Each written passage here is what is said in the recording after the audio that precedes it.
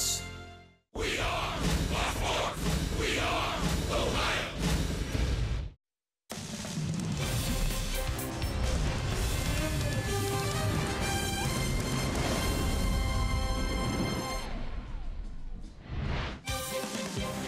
The Pittsburgh Pirates are playing their 7th game of this young Major League Baseball season, and the average temperature in those games is less than 39 degrees. We're hovering right around there right now for Game 2 of this 4-game series, and the Reds looking for win number 2. They take on the Pirates. Hi again, everybody. Alongside Chris Welsh and Jim Day, I'm Tom Brenneman. Welcome, as always, to Reds Baseball here on Fox Sports Ohio. Let's get right at it. Luis Castillo came into this season, yes, very young, very talented, considered by some to perhaps be the ace of this team. He had a rocky first game of the year, but he's ready to go tonight. Well, sometimes when you splash onto the scene the way Luis Castillo did last year, you get buoyed up and your expectations maybe just too aggressive there. But he's going to be a good pitcher. There's no question about it. He did pitch against the Washington Nationals, second game of the year. That was against Steven Strasburg. Strasburg featured a lot of breaking balls that day. Castillo was touched up for a couple of home runs, including a 3-run home run in the first inning, but he struck out 6. He's going to be fine, but you're going to take your lumps a little bit in your second year in the major leagues. Look, the story so far for the Reds is the offense, or the lack thereof. Really, the only guy in the lineup hitting it all is Scooter Gennett. And he's hitting the ball all over the place. He's pulling the ball, he's slapping it in left field. I mean, he's a real go-getter of a guy. He's the first one to get his uniform dirty, and he's the guy that's almost always going to put that ball into play. I think the approach that he takes, which is put the ball into play, is something some of the other guys on this ball club may take a look at and say, hey, you know what, maybe I could do that too.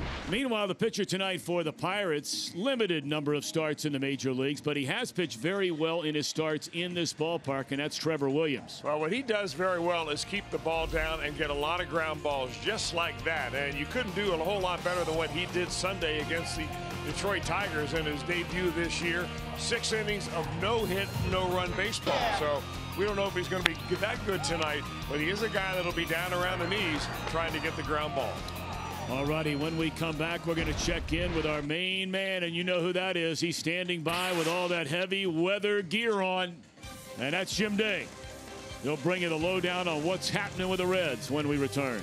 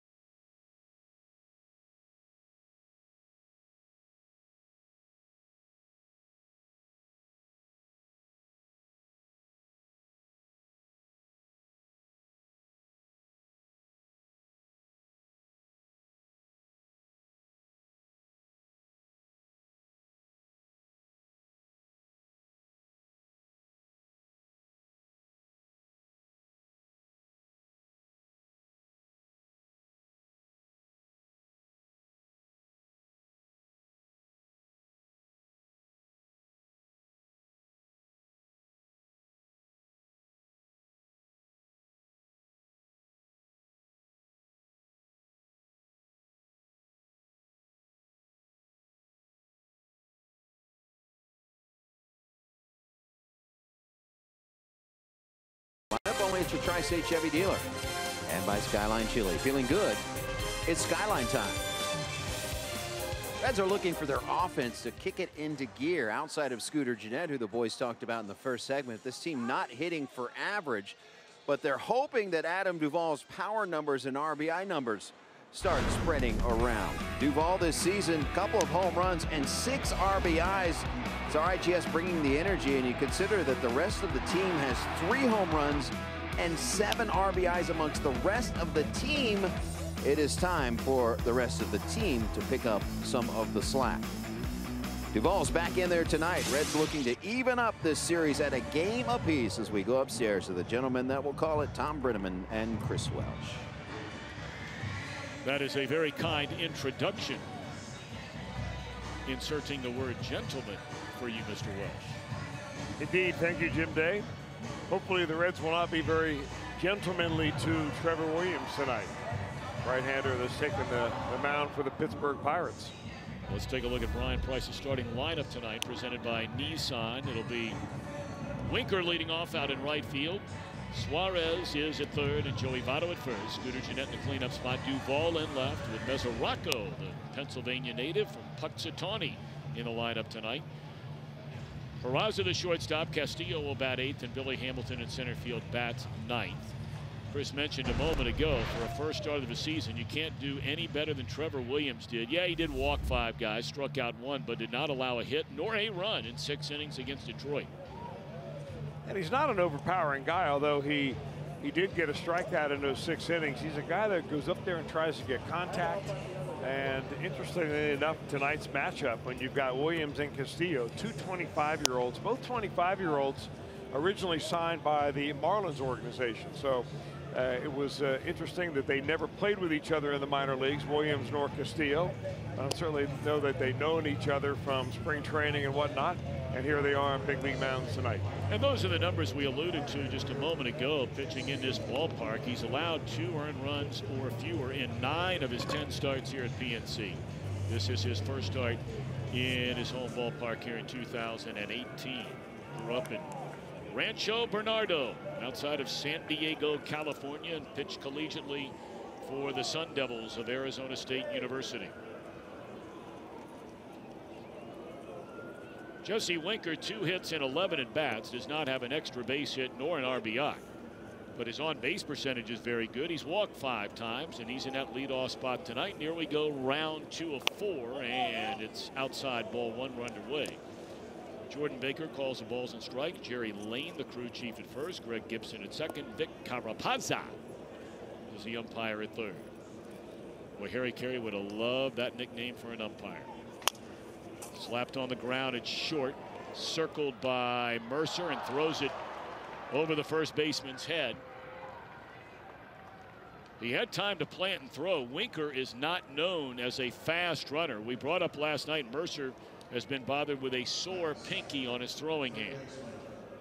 Look at the Pirates on defense, presented by Ford. Same group we saw last night, with the lone exception being at third base.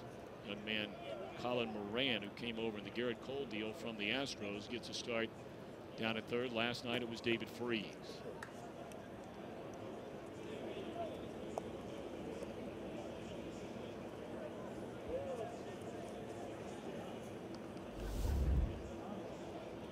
So it has scored a base hit for Winker, his 3rd of the year. And here's a Eugenio Suarez, 4 hits in his first 17 at bats. Strike 1. What about the repertoire of one Trevor Williams? Well, he keeps it simple, very much like the pitcher they saw last night. Fastball, slider, changeup. And none of really any of those pitches that jump out at you as the go-to pitch. For the most part, he keeps the ball down. You know, when the Reds have had success, any success offensively, and those have been few and far between, let's be honest about it, through the first, well, nearly a week of the season, not quite a week's worth of games. 6 games scheduled, 5 have been played, 1 up and 4 down. But, you know, most of the damage they've done has come against, you know, guys that are maybe the 8th or the 9th or the 10th pitcher on a staff. They were hot behind big in the game against the Nationals when Strasburg came out, and they wound up scoring 6 runs over their last 3 innings. And they only have a couple of runs until late in the loss to the Nationals 6-5 on that Sunday. And Suarez gone, looking to not like the call. No, he didn't. He's going to take a step behind home plate and talk to the home plate umpire, Jordan Baker, a little bit about that. Hoping to see it again on the big board at the ballpark. And I thought at first it was a slider, but it was a comeback fastball. You know, one of the things that you read about when you read the scouting reports for the Pittsburgh Pirates is the catcher's ability to get some extra strikes, and they call that pitch framing. Cervelli has always been ranked among the best in the National League in that particular category, or in the American League when he's over there with the Yankees. But for the most part, he's a very good receiver, and I don't know whether it really has anything to do with getting those extra strikes or not, but he's been written up a lot. Joey Votto, 3 hits and 19 at bats. All 3 of his hits have been singles, and Joey's still looking for his first run batted in. That has been the story through the first 5 games of this season, is the lack of Cincinnati offense. You know, a year ago, this was a team roughly right around 33% of the team's hits on the year were extra base hits. That number is less than 20% through the first 5 games of this year.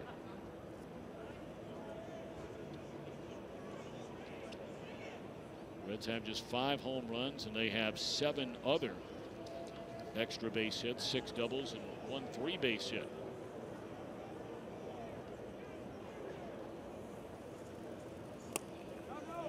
Two balls and a strike. You know, scoring early was a forte of this team a year ago. 3rd most first inning runs under manager Brian Price. Hard to believe this is the 5th year now that Brian Price begins the season as manager of the Reds.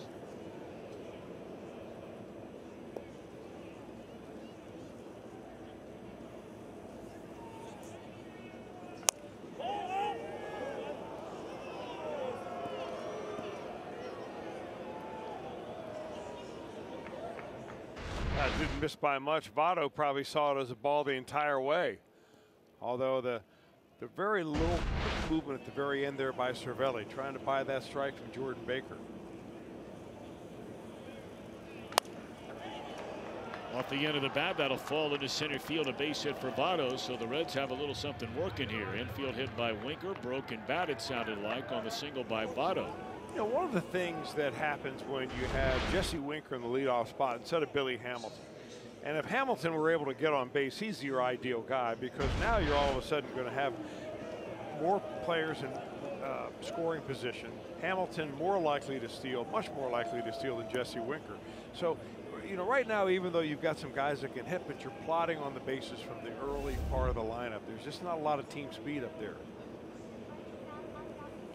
Now Scooter Gennett, 9 hits and 21 at bats, 2 doubles, 1 run batted in. Has a hit in each of the first 5 games of this season. The only Red that can say that. Strike 1 to Scooter. And where the lack of team speed really falls the responsibility is the guy that's got to pay most attention to it is the third base coach, Billy Hatcher. He's got to constantly check where the fielders are playing, how hard the balls are hit, whether he's going to score Winker or not, who's coming up next. A lot of factors go into making that decision. In the air, left center field. It will hang up long enough for Dickerson, who got a good jump to run it down. And they throw the first, and where in the world was Votto going? That ball was right in front of him. He could see the path of the ball the entire way. It's a double play to end the inning, and the Pirates will come to bat against Castillo when we return.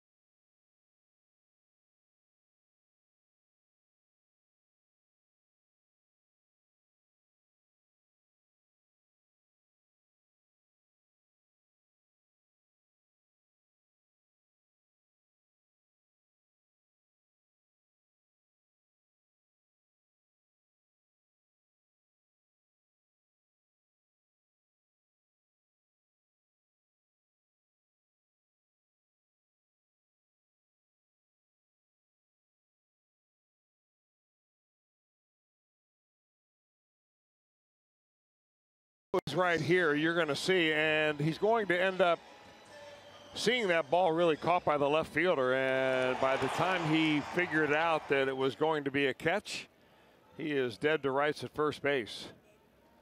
So a gift double play. Reds pick up nothing in the first inning, but Luis Castillo takes the mound. Hard throwing right-hander coming off an outing against the Nationals where he gave up 6 runs, but struck out 6. The good news for Castillo is that he didn't walk very many. He has a strikeout pitch. His velocity is still up. He just got a couple of balls in situations where the Nationals were able to take him deep. Castillo just turned 25 during the offseason. He grew up in the Dominican Republic, of course, originally a Giant, then went in the Casey McGee deal to the Marlins. Was acquired shortly by the Padres. That was that whopper of a deal involving right-hander Andrew Cashner. Then went back to the Marlins for Colin Ray. That's when they returned Ray because he was hurt. And wound up with the Reds in the Dan Straley deal. And my, oh my, in his 15 starts a year ago, a 3.1 ERA. In 89 innings, allowed only 64 hits, struck out 98.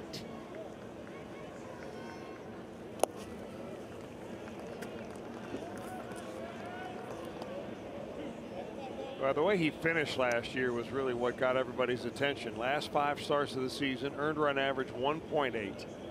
Opponent batting average, like he was pitching against a lineup of pitchers, at 150. And it's not just the fastball that makes everyone so excited about Luis Castillo. It's his control, it's his savvy, it's his stage presence on the mound, it's his ability to throw a changeup about 15 miles an hour slower than his fastball. That differential is a huge adjustment that a hitter has to make, and that's one thing that really stands out about his stuff.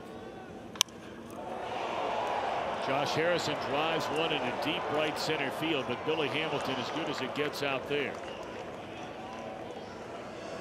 One away in the inning. We look at the Pirates offensively. Well, they're really swinging the bats to begin this year. Nissan. And the Pirates lineup has Polanco coming up, then Marte, Bell, Dickerson, Cervelli. The latter third of Moran, Mercer, and Williams. Polanco off to a monster start. In the first 30 games a year ago, he had 6 runs batted in.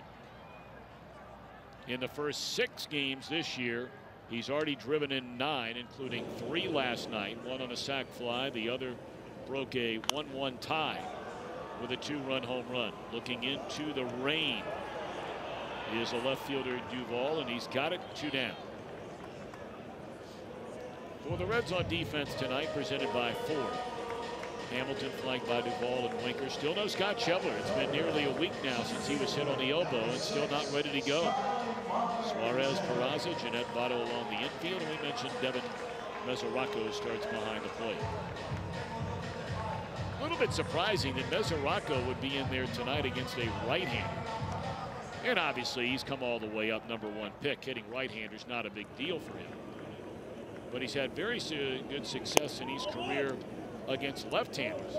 And he was not in the lineup last night against the left-hander Stephen Brault. It could have been more of a matchup of his own pitcher rather than the opposing pitcher.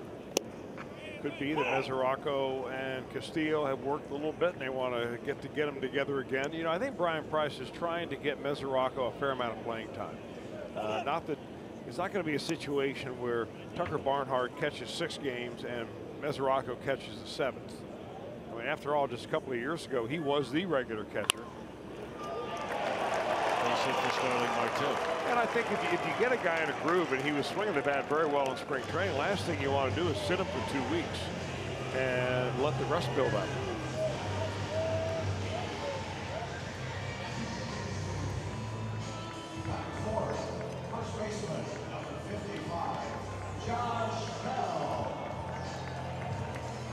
Second-year standout Josh Bell, the batter. 9 hits, 24 at-bats, a home run and 5 knocked in so far. He was so good for this Pirates team a year ago. Wound up getting the 3rd most votes in the National League's Rookie of the Year award balloting.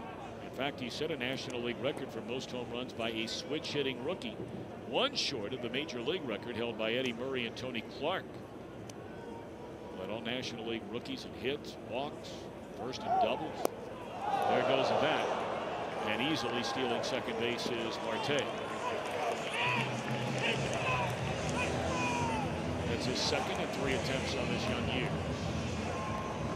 The Pirates have pushed their running game a little bit more, and they may do this more than ever now. I think they're going to obviously Mitch McCutcheon in the middle of the lineup, and Finn Hurdle's trying to compensate, I think, by pushing the running game wherever he can.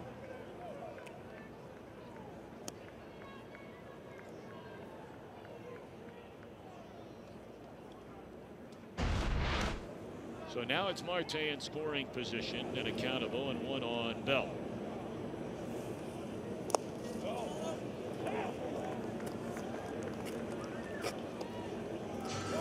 Had a good rookie season, did Bell. First in hits, first in doubles, second in home runs with 26. And those 26 home runs are somewhat of a surprise for those that have followed Bell through the minor leagues. He was always an average first type offensive player, but that power is coming along. Of the 15 starts Castillo made in the big leagues last year, 2 of them came against his Pirate team, 1 here, 1 at home. The 1 here was in September, and they were really watching his innings. Went 4 innings, allowed 3 hits, couple of runs. The other start in Cincinnati, a week prior, 7 innings of 3-hit, 1-run baseball, and he fanned 9. But there's been a big roster turnover here with his Pirate team. Not so much in their everyday players. You know, Dickerson's new, McCutcheon's gone, Moran's new. But Marte, Polanco, Mercer, Harrison, Bell, and Cervelli were all here last year, hurt or suspended at different times. 3-2 on Bell. Well, they have 14 new players on their 25-man roster this year. That's a big turnover. Well, they're used to turnovers here in Pittsburgh because when they have signed players, it's been for very short-term contracts. And they're constantly trying to turn the roster just to get some new personnel in here. Struck him out. 1 hit, 1 left. We played 1, and we are scoreless at PNC Bank in Pittsburgh.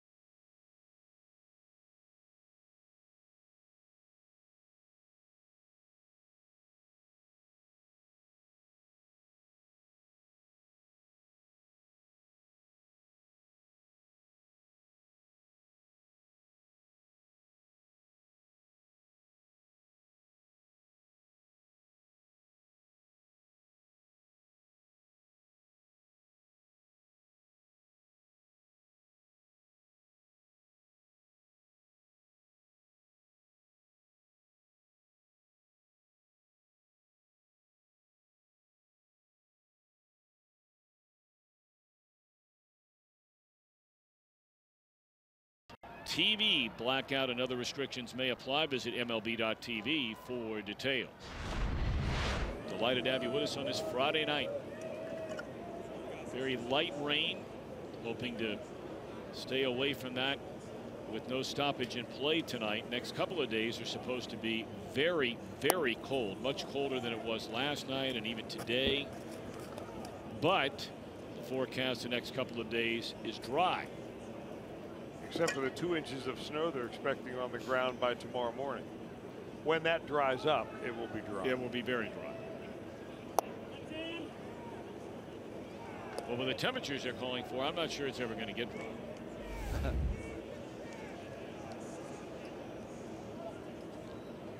Understand, back on the home front, it was a beautiful day today back in Raiders Cincinnati. A lot of sunshine.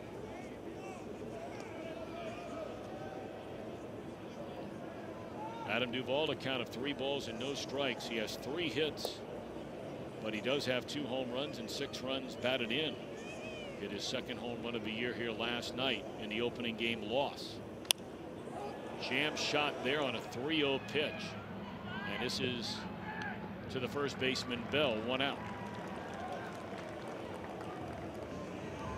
I'd like to see that pitch again. You know, normally when guys swing 3-0, it's 1 pitch in 1 zone. We're so high up here, it's tough to tell location. Well, we have to use the monitor. That ball evidently had a lot of run on it. It had the height, I think, that Duvall was looking for, which was a pitch up around waist high. But by the time it got to home plate, it had run all the way across home plate and on the hands.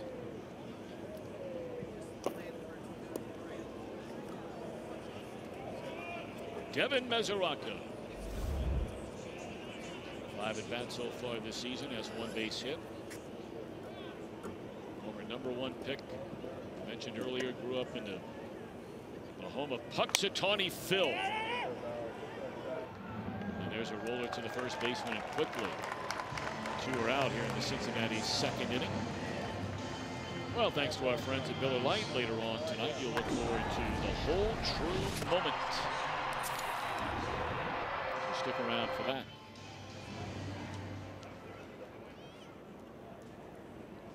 Beautiful, beautiful look there. This ballpark going back in over the Clemente Bridge into downtown Pittsburgh. You know, this town, a lot like our town, has had a lot going on, and you know, for the better in the downtown area, right around the ballpark, of course, where we are, everything going on in the banks and over the Rhine. And, you know, here the area where we stay over by the hotel, it's been great, and then some areas just to the first base side behind the park, between here and the Heinz Field, the football stadium, full of restaurants and bars and businesses, all that kind of thing. Very, very nice. Done a good job. 0-2. I think there are a lot of people across the country that, you know, the elites, if you will, on the left coast and up and down the East Coast, they still think of, you know, some of these towns in the quote-unquote Rust Belt, the heartland, and maybe have a perception of what they're like. When you come here, you realize Cincinnati and here, these towns are on the go. Gone swinging is Peraza. 1-2-3 for Williams, no score.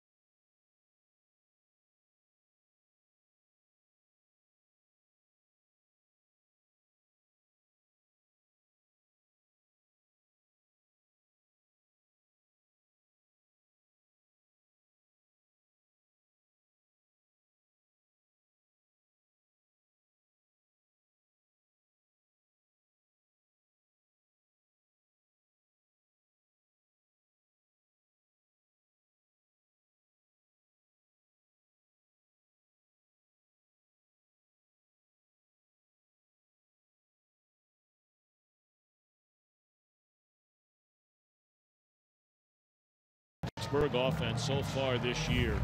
You know, they're scoring early, Chris, and that's a big reason why. You can give up a few late, but they're scoring early, and that's a big reason why they're 5-1. Plus 17 run differential in the first 5 innings of games. That's doing it.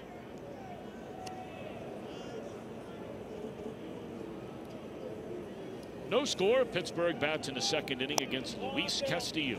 You know, the one thing, Tom, I would really like to see Castillo do more of is attack the strike zone. I mean, for a guy that throws 97 to 100 miles an hour, there's no reason to start nibbling around the edges, you know, right from the first pitch of the at-bat. They've hit some balls hard here tonight. That one sails over Hamilton's head. And Dickerson in with a double. Dickerson had a double and a triple, knocked in a run last night. You can pretty much rest assured that if Billy Hamilton can't get a grab of it, it's not going to be caught by anybody you're going to put out there. That ball just took off on him and was hit very hard, as you said, by Corey Dickerson. Dickerson had a couple of extra base hits last night, both of them though right down the right field line.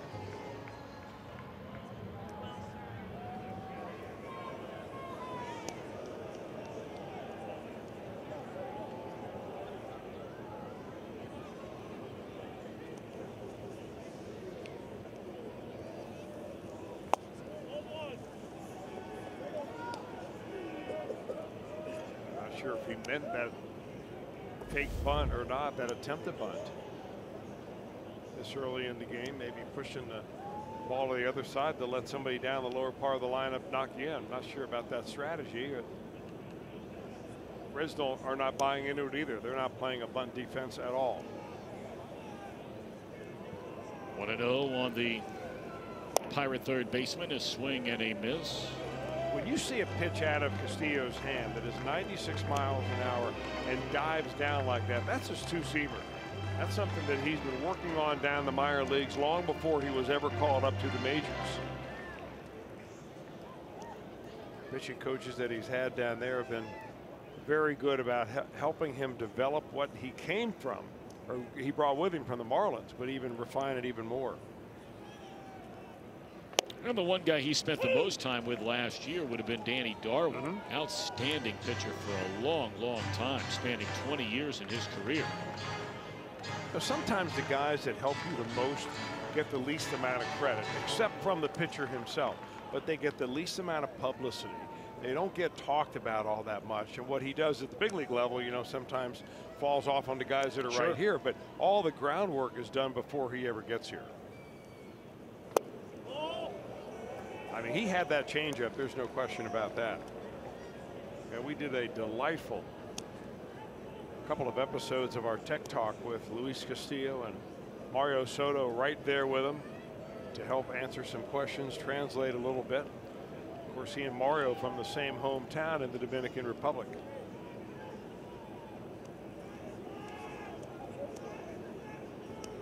I guess changeups are in the water in that town. Yes, indeed. 2-2 on Cervelli. Runner at second to open up this Pirates second inning in a scoreless game. Boy, awfully good looking pitch right there.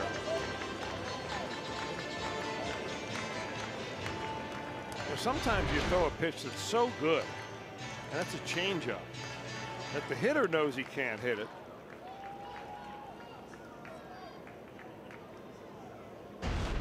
You know, maybe the little movement at the end of catching that by Mesoraco may have affected the call of that too.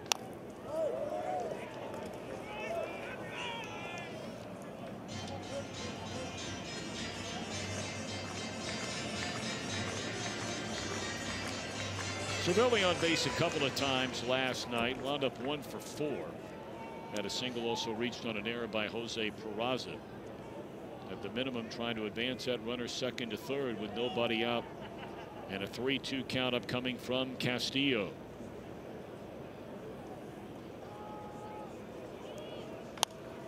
He will advance a runner. Votto able to get to it. Nice play by Joey and gets the out at first base. He went a long way to get that ball. Well done.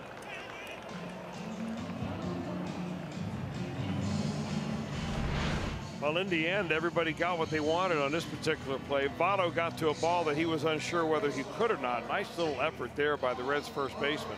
Castillo covers the bag, makes a nice play. Cervelli gets the runner to third. So a lot of feel good on that ground ball.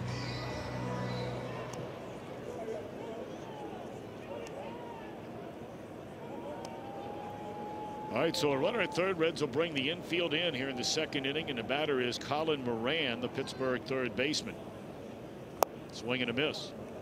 Talked about him last night. He did not start. David Freese did, but figures to see a lot of playing time this year. He was the centerpiece of that trade involving the Pittsburgh ace right-hander Garrett Cole with the Houston Astros.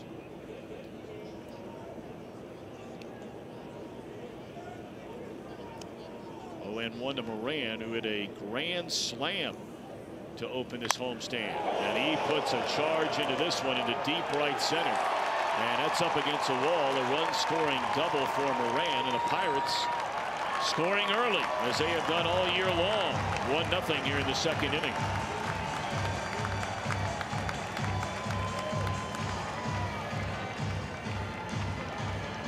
Of all the young players that they have on the Pirates roster, the new ones, the 14 new ones you mentioned, this is the young man that I'm most interested in watching play.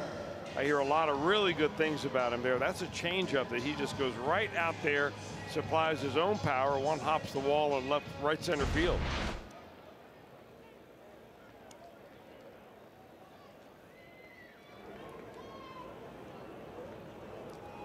Number 8 hitter, the shortstop, Jordy Mercer.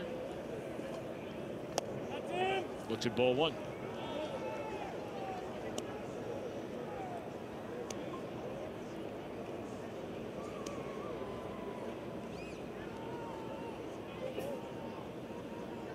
A very, very light crowd, what with the weather, and they were talking about some rain being thrown in along with the cold.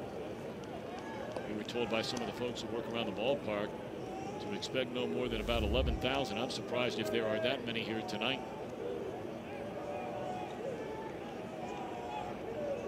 And really, that's been a story in most places all over baseball during what has been a bitter cold month of April. Pretty much coast to coast outside of the real spots where you would figure it's going to be nice. Had a very cool spring in Arizona. Very cool spring. I saw where the Yankees opening day, they announced a crowd of almost 48,000. And understand there weren't more than about 12 to 15,000 even in the stands for the Yankees home opener. Been a number of rainouts. We brought up earlier, if you want with us, the Pirates have not played a game yet that's been over 41 degrees, and the average temperature they played in has been 39. Same tonight.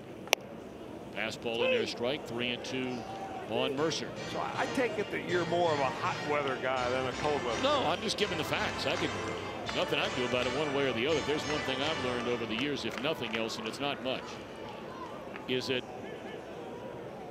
you can't complain about the weather.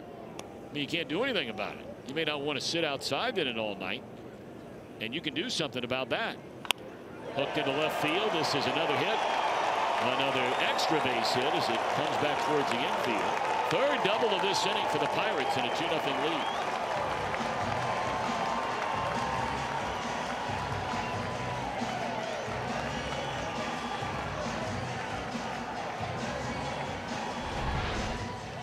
Well, the changeup again, and that ball up a little bit, but I think, you know, sometimes when you give up a base hit to the number 8 hitter in the lineup on a changeup, you wonder, well, you know, I guess you can make mistakes with that pitch just like any other pitch. But right now, for some reason, they are really seeing the ball coming out of Castillo's hand very well.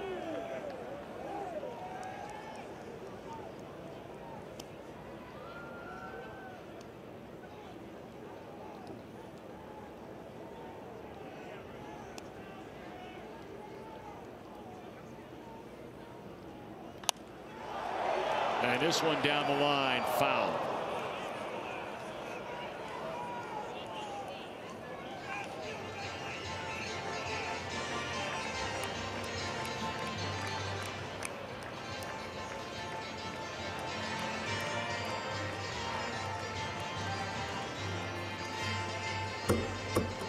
You know, you brought up something interesting a moment ago. And hey, look, it's part of growing up in the big leagues. Trying to get better and better and better. Castillo only making his 17th major league start here tonight. But you talked about his pitch efficiency, or really lack thereof. He throws a lot of pitches. He strikes out a lot of batters. There's a little roller that will be fielded by Castillo. He gets the out of the pitcher, and on to third goes Mercer. But you know, you go back even one batter to Mercer, and you know, when you're pitching 3-2 to a number of hitters, or 2-2, you're certainly swinging the advantage a little bit more to the batter than obviously the numbers that bear out if you're 0-1 or 1-2. All of a sudden the batter knows this pitcher's under some pressure to throw a strike here. And the more he sees from your delivery, the more comfortable he feels in the batter's box. I mean, good stuff can take you so far. One thing we know it can do is get you signed, and it can probably get you through the minor leagues, the lower levels, where you just simply blow people away. But when you get to this level, it's about commanding your fastball and being able to go to your breaking ball when they're expecting you to throw a fastball. And the way you do that is you get ahead of the hitters. And when he has good games, Castillo, he'll be ahead of the hitters. He'll be hitting his spots, just like Homer Bailey was in his first outing against the Washington Nationals, and wasn't so much last night. So sometimes it happens. But I think for a young pitcher, that's the quest. Show me how you can get a guy out of 3 pitches or less, and good quality strikes with your fastball. 1-1 on Harrison. Twice hooks it foul up the third baseline. Harrison hit the ball very hard to the center fielder Billy Hamilton in the first inning. And to follow up those comments, you know, I would be interested in seeing how good Castillo would be if he threw his fastball at 94 or 95, exactly where he wanted it, rather than at 97 and 98, and not really knowing where that zone is going to be. And here you are again now with a 2-2 count. The batting average on 3-2 counts are not nearly as high as one might think. They are much more favorable in the batter's favor on 2-2, but not on this pitch. Down and away from him and struck him out. 3 doubles, 2 runs, end of 2, 2-0 Pittsburgh in front.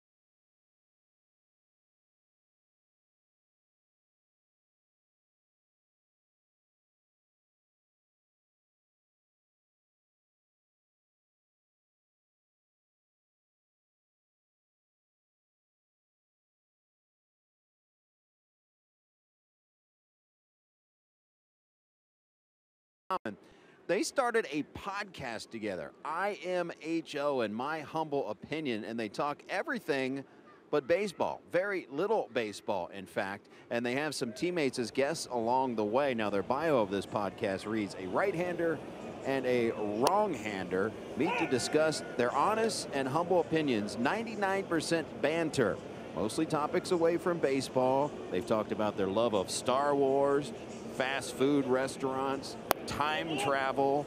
Jameis and Tyon had a episode, best cereals. They've talked about rom-coms, Nintendo 64 games, pizza toppings, you name it. They have talked about it. And I even hear they want to get the crafty left-hander on to talk about favorite vegetarian dishes, like the popular kale salad. Now you're talking, Jim Day. You and I, lunch tomorrow, kale salad on the menu. I think you and Tom need to start a podcast. That ball hit hard into left center field off the bat of Castillo. And he's on his way to second base with a stand-up double. How about that?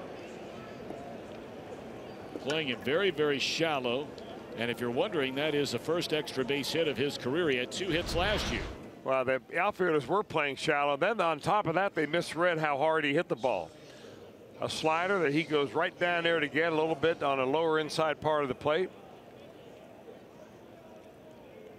That ball go all the way to the warning track before they finally get it back.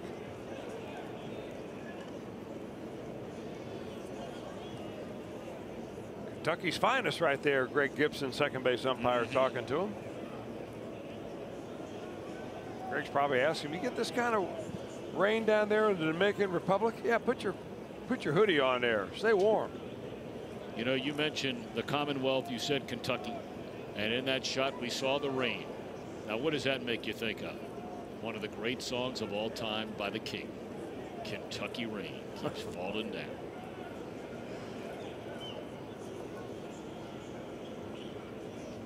Big league song. It is big league song.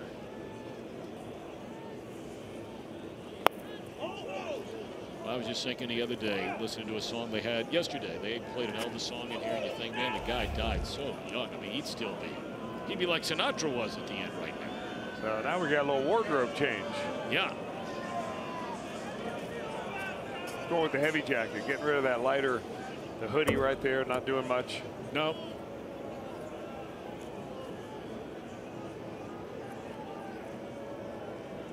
There we go. It's ready to go. All right. It's starting to rain a little harder now than it has at any point so far tonight. That was in the forecast, and we were expecting the heavier rain right around 8 o'clock, and we're about 8 minutes shy of that now. Billy trying to bunt and fouls it off. He was bunting on the run. He wasn't bunting to try and put down a sacrifice, at least not on that attempt. Well, I'm not sure, because that's bad form whether you're bunting for a base hit, whether you're bunting a sacrifice. You can't bunt and while your head is moving. You know, lay the ball down first and then run. A good bunt is worth an extra couple of steps out of the batter's box.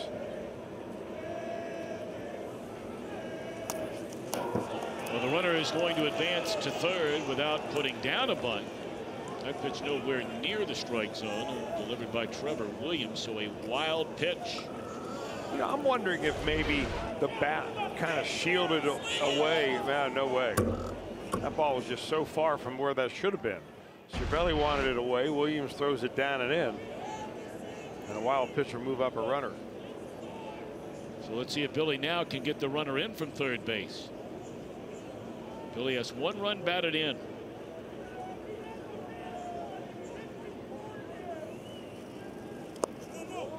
And that gives you an idea. Hamilton, who has 1 hit in 16 at bats, perhaps this would be the best example of how mightily the Reds offense has struggled. In the lineup tonight, only 2 players have more runs batted in than Hamilton's 1. Duvall and Suarez with a pair. And Billy draws a walk. Brought up earlier that Williams, in his 6 no-hit shutout innings, his first start of the year in Detroit, did walk 5 batters. That's his first walk tonight, and it comes to the number 9 batter in the order. Well, he's never been a true control pitcher, but you know, he had 25 starts last year, had some very good numbers. His earned run average was good. His whip, which is walks and hits and innings pitched, they were respectable. Doesn't get a lot of strikeouts, but he gets a lot of ground balls, and he's probably like the Pirates right here, will give up a ground ball double play and the Reds will get a run. Winker, an infield single, his first time up on a ball to the hole at short. And looks at ball one. Winker with a chance to drive in his first run of this 2018 season.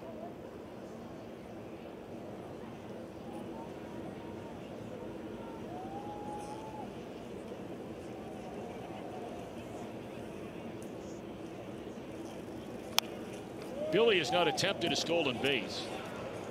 Since he came to the big leagues, he has more stolen bases than any other player in the major leagues. Interesting to note, however, he does not have a National League stolen base crown.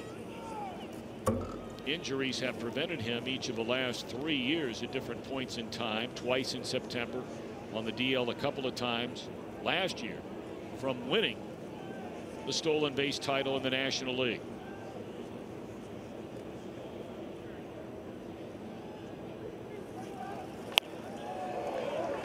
One ball and 2 strikes on Winker. Now they went upstairs that time. Williams did to throw the fastball right by him.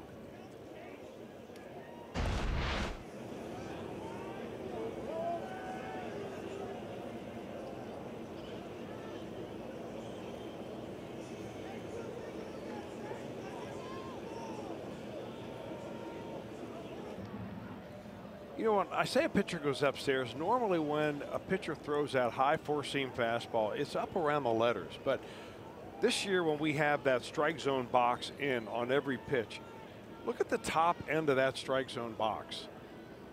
And you'll see that it's really just about right at the waist, maybe an inch or two right above the waist. Off the glove of Bell, and everybody's safe. That'll be a base hit for Winker. 2 infield hits tonight for Winker. And he gets his first run batted in, plating Castillo.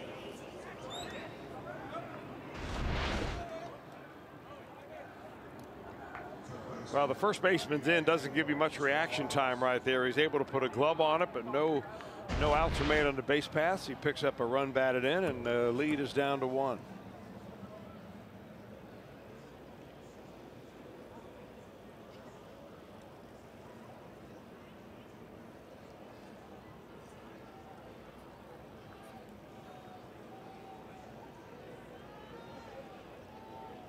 Still nobody out here in the Reds' 3rd inning, and they've got the heart of the order coming up now. Suarez, a big swing and a miss. Started with a double by the pitcher Castillo. Walk to Billy Hamilton. A second straight infield hit for Winker. Suarez struck out looking on a pitch he disagreed with, thought it was low and outside, his first time up.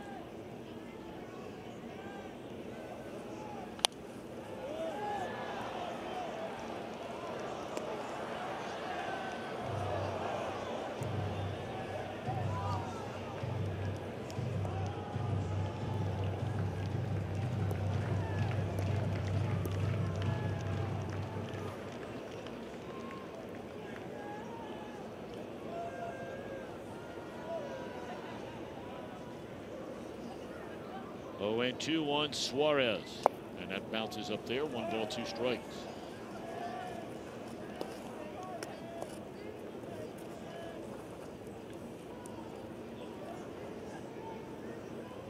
Joey Votto hoping to step up there with at least 2 on, if not more than that. Pirates scored 2 runs in the second, and the Reds have scored a run. They have 2 on with none out here in the top of the 3rd. And that's strike 3 call. And again, Suarez has something to say.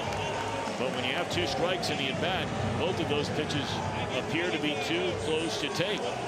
And he's done it twice.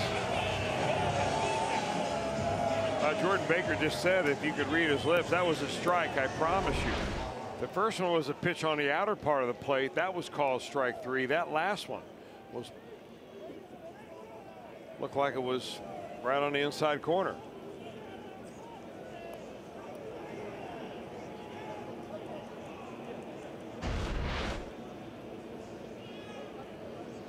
So now Votto, he broke his bat on a looping single into center field in the 1st inning.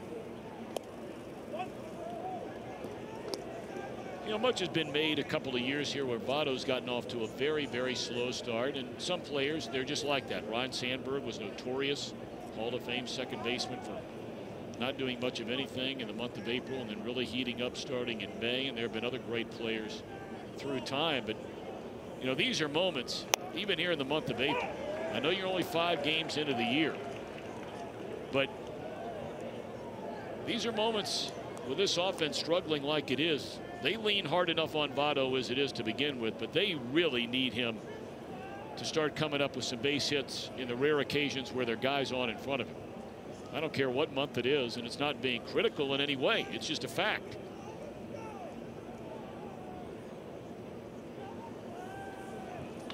And a line drive center field base hit. They're going to wave around Hamilton. The ball is bobbled in center. And Votto does indeed deliver a base hit. And that'll tie the game. Votto's first run batted in this season, and what a time to get it.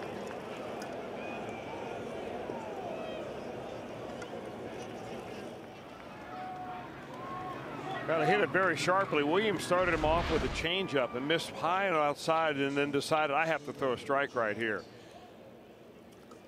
And Votto takes it right back through the middle. That's a classic Votto swing.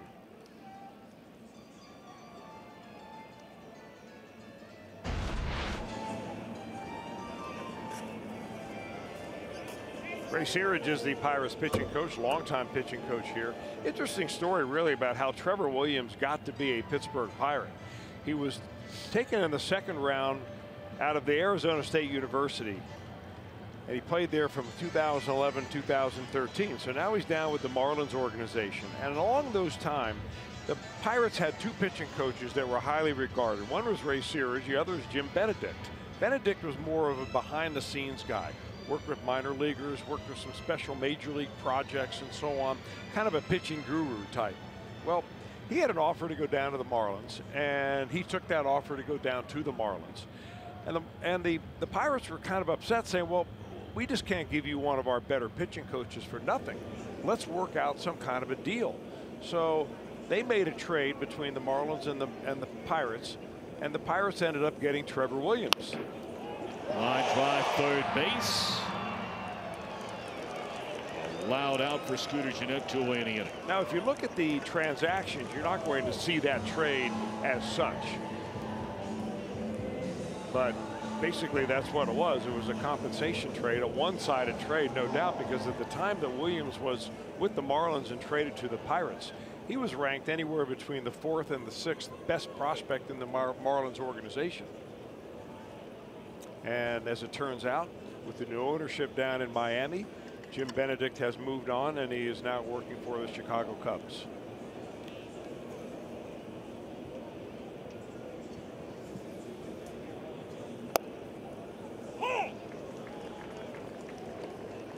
You know, we'll get back to that in a minute, because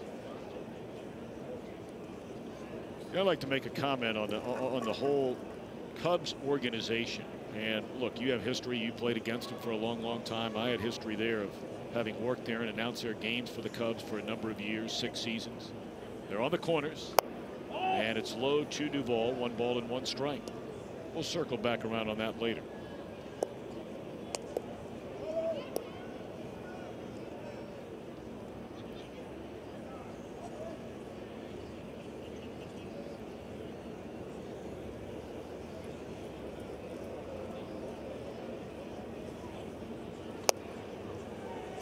Duvall swung at a 3-0 pitch and almost hit him in the knuckles with all the movement that Williams had on it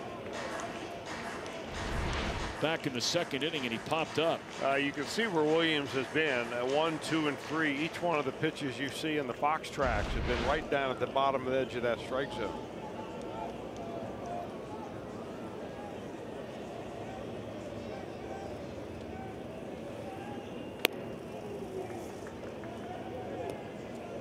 Cervelli back there playing a little game with Duvall, because on an 0-2 pitch, 1-2 pitch, he was scraping his glove against the ground, trying to make sure that Duvall heard him pounding his glove down there, thinking, oh, I want another one down in the dirt, when he actually wanted that pitch up and out of the zone. 7th batter to bat in the inning. Reds have tied the game at 2. 2 balls, 2 strikes, 2 outs, and 2 on. Had a good pitch to hit there, fouled it back.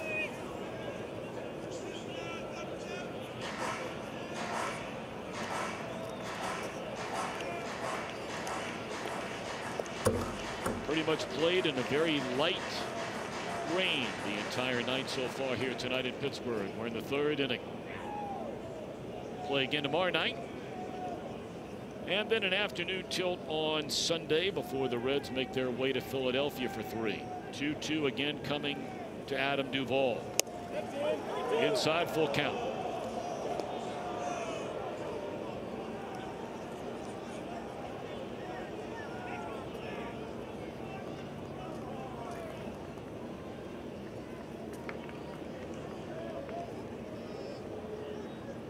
Winker an infield hit for an RBI. Votto ties the game with a single into center field. And now Duvall tries to break the tie. Going swinging, but the Reds get 2. We're tied at 2 after 2.5.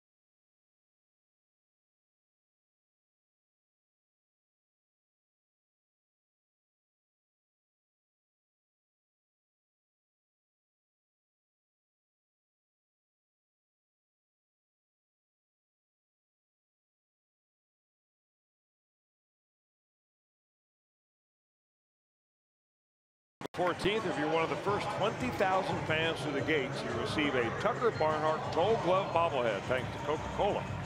So you can see your Reds and Cardinals play that day, April 12th through the 15th there in town, for as low as $12. So for tickets, visit Reds.com. That is Tucker Barnhart Gold Glove bobblehead day.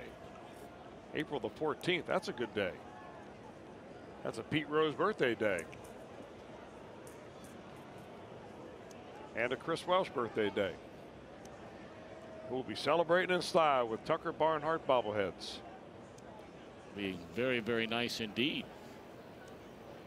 All right, Polanco to begin things in a 2-2 game, last of the third inning in Pittsburgh. And Castillo, who gave up a 2-out single in the first inning, allowed 3 doubles, leading to 2 runs in the Pirates' second. Starts Polanco out, ball 1.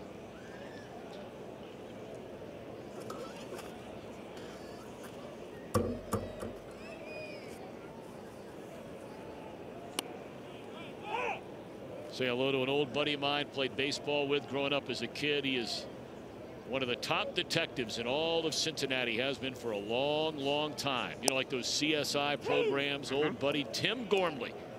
Man, was he a good baseball player growing up. Dialed into the game tonight. Keep up the good work, you and all your buddies.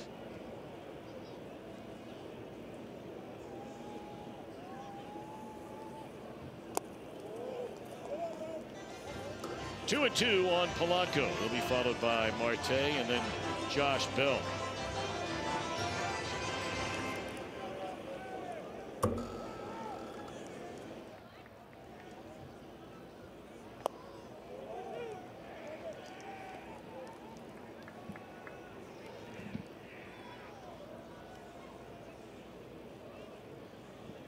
Polanco has been demand so far for the Pirates this first week of the season. It's a foul ball, and that one hurt.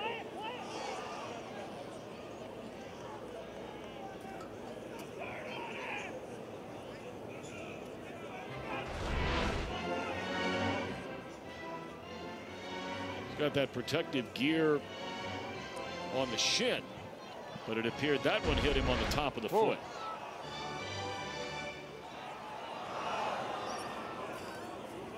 You may want to add a flap.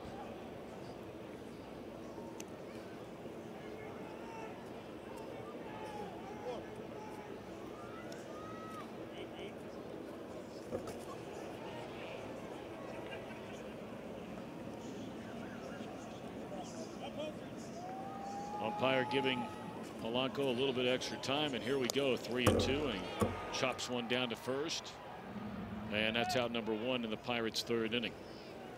I think at that point Polanco simply wanted to get out of there. Yep.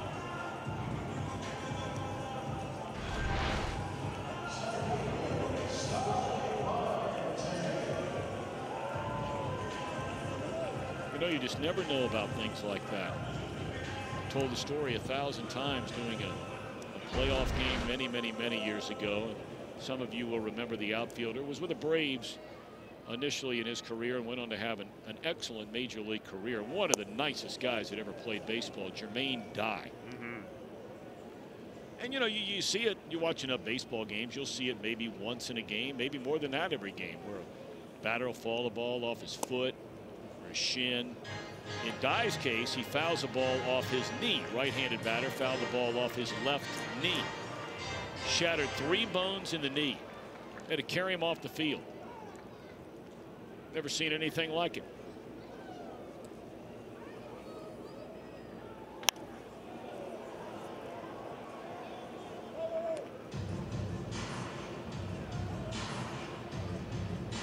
Oh, we bring it up because in Polanco's case, that might be one of those games. Get him back down there with only 1 out in the inning, start taking a look at that thing, and you never know. Obviously, you hope that's not the case. Say, ask yourself, well, why wouldn't, you know, hitters wear everything they possibly could hit? Here's Jermaine Dye. Here's Dye. Ooh. That was against the Yankees in the playoffs.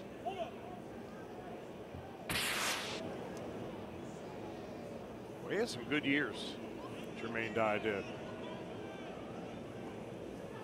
Kevin Pennewitt dialing up that foul ball. I mean, lickety split to show you that one of Jermaine Dye. He and Matt Sigafus will be with us the entire year. 3-2 the count.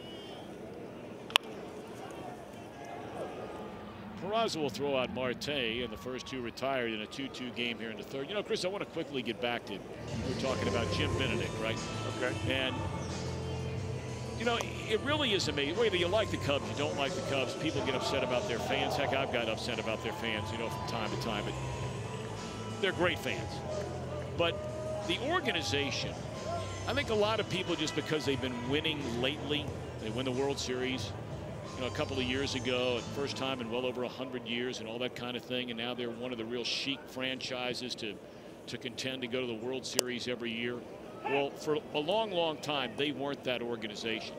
And whether it's a Ricketts family, whether it was bringing in, you know, Jim Hendry for a long time after Ed Lynch, and then eventually Theo Epstein to run the whole thing, they should get an incredible amount of kudos for the way they have put together that organization and the baseball operations of that organization.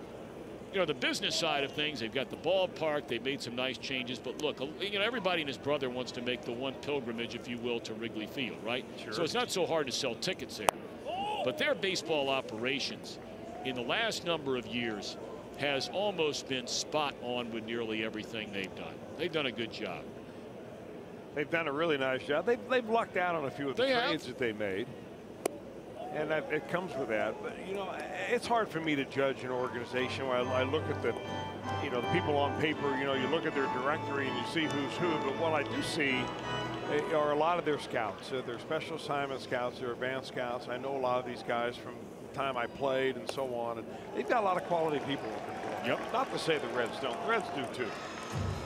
But I think that what your point is well made about the Cubs. It's not luck solely that got them there to the World Series. Of course, it's a high payroll threshold. No question. That will keep them there. There's no doubt about it. But they're still thinking about making an impact on the young players by hiring a guy like him. Is the point I guess I'm ultimately making, is that they're not just counting on the big payroll and the big dollars for the big league players. That's where the Reds have really done a nice job in investing, you know, so much in the minor leagues and so much in what they're trying to do outside of the United States. There's a swing and a foul ball back, 0-1. And the Reds are hoping that, of course, that'll start to pay off moving forward. They've got, if you take your time to look through the Reds directory, you can see it online and see the names that the Reds have hired in their minor leagues as their instructors and coaches and managers. Very impressive group. Tell you, the one guy I so much enjoyed, maybe my all-time favorite player, just as a person that I've ever met in baseball, our old buddy Lenny Harris. And now he's back in the organization, bench coach down at AA Pensacola.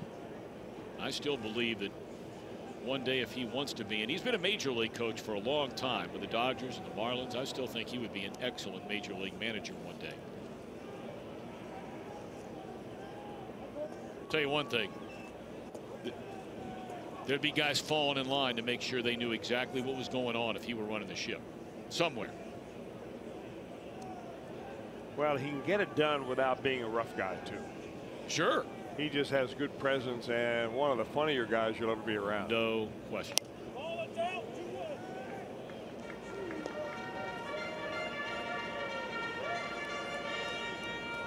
Well, those pitches are piling up for Castillo. This will be his 64th, and we are only in the bottom of the 3rd inning.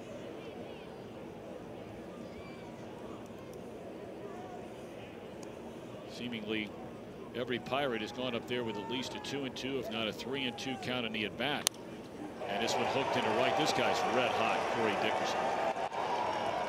A couple of extra base hits last night, already 2 hits and 2 at bats tonight.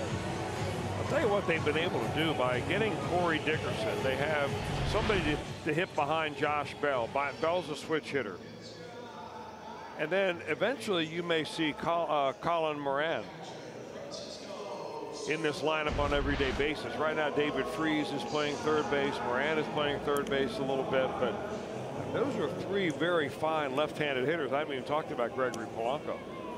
And with all the right-handed starters and right-handed relievers in baseball nowadays, I don't know why teams don't more load up on lefty hitters when you can find them. So a 2-out noise here in the Pirates' 3rd inning. Castillo was hoping for a quick inning. He retired the first 2, Polanco and Marte, but then a walk to Bell, single now to Dickerson, ball 1 on Francisco Cervelli. The way Castillo's going here tonight with that pitch count, he may not get through 5. Well, look at the expression of Brian Pride. He's thinking exactly what you just said. Why is this kid who throws 96 miles an hour nibbling around the corners early in the at-bat? For a kid that has had really good control since he's come to the Reds anyway.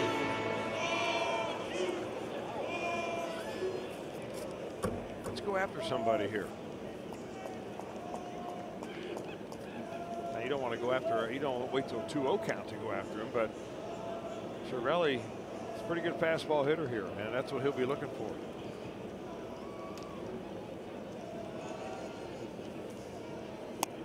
Started 2, and it's low, 3-0.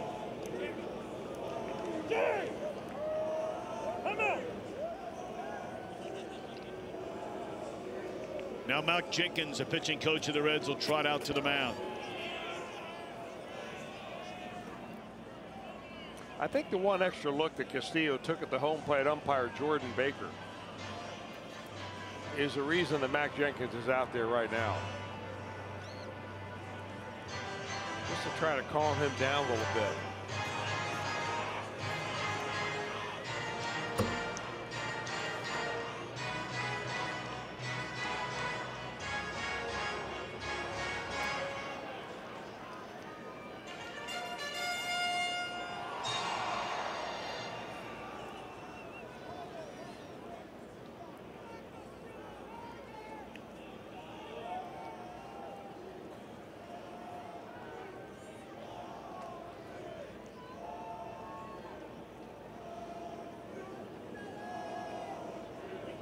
3-0 on Cervelli. 2 on, 2 out. Cervelli thought that was ball 4. He thought it was a 3-0 Leo. Well, I tell you, I don't know if I've ever seen a player complain or at least question umpires more than Cervelli, whether he's behind the plate or at the plate. I mean, he is on him start to finish every night.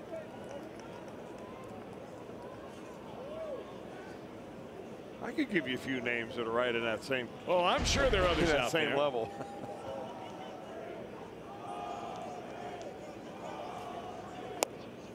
2 in a row. Mamma mia. That's no Amore. No, that's definitely no Amore.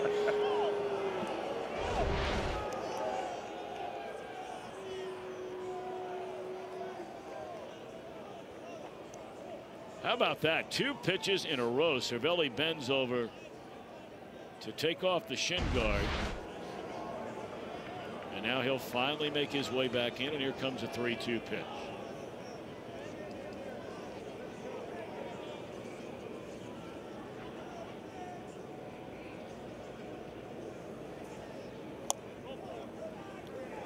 What would have been better than ringing him up right there? Well, could do that. A couple of inches closer to the plate, it would have happened. Because Jordan Baker was ready to use that right arm. I mean, umpires are human beings too, and they don't want to be shown up. But Cervelli's going to wait and make sure that that's a safe thing to do, is to take off that shin guard before he heads down to first base. Of course, he'll be behind the plate at the top half of the next inning, so he'll have a chance to talk it all out with Jordan Baker. Asking for forgiveness, no doubt.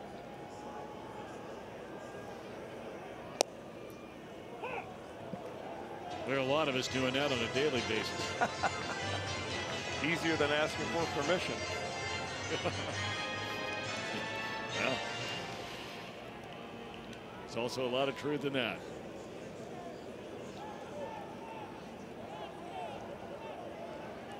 All right, the bases are loaded for Moran. This inning started with the first 2 batters retired. Ground balls off the bat of Polanco and Marte, and then the 2-out walk to Bell. Single by Dickerson. Walk to Cervelli. 1 ball and 1 strike on Moran, who knocked in a run with a double to right center field his only time up. 2-1.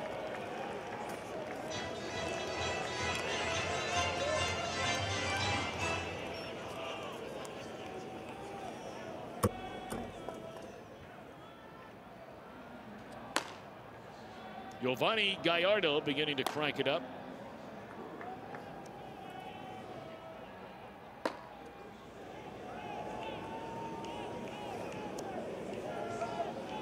Two-one pitch on Moran with the bases loaded. Really fooled him with that change up there. And the count is even. Well, he's already thrown him a 97-mile-an-hour fastball strike on the outer part of the plate. Here he comes with the changeup, and boy, that difference in speed is golden when you can do that. Take that much off a pitch, you can get away with some bad locations on your changeup just because it's so slow.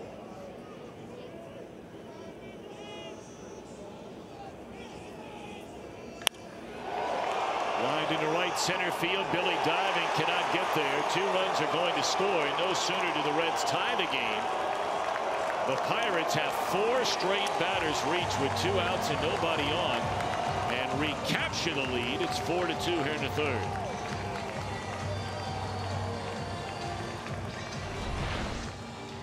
Well, Moran hit a changeup his last time up for a double into right center gap. This time a 3-2 fastball. And he catches up with that 95-mile-an-hour heater, no problem. It just didn't stay up long enough for Billy Hamilton. So in 8 innings so far this season for young Mr. Castillo, he has allowed 11 hits and now 10 earned runs.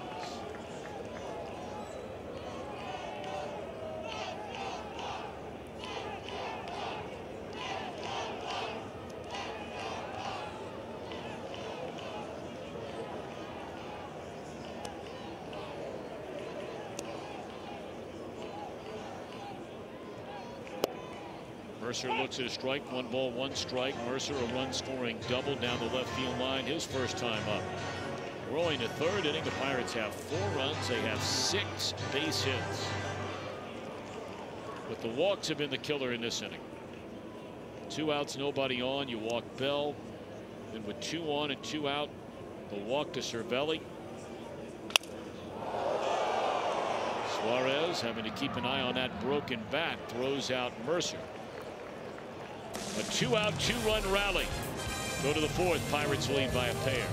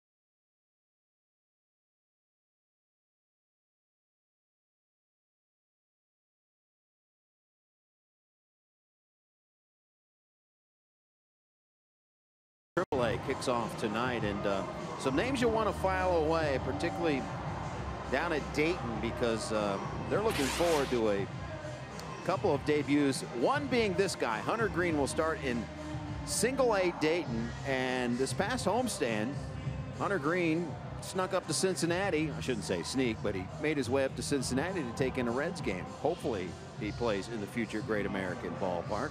But assigned to Dayton, Hunter Green, 2nd overall pick. Jeter Downs, also a 1st-round pick, and Stuart Fairchild, a 2nd-round pick. So Dayton Dragons have some high prospects in the Reds organization, and they have already kicked off their season. And of course, some might say that aren't familiar with the history of the Dayton Dragons. They've sold out an all-time professional sports record. How many years in a row now? About 17 or 18, somewhere in that neighborhood. And at any rate, you know, some might think, well, they'll get big crowds for Hunter Green. They get big crowds for Joe Green. There he is when he snuck in on opening day. Hunter Green, he's got his fishing lid on. Gapper able to hunt him down.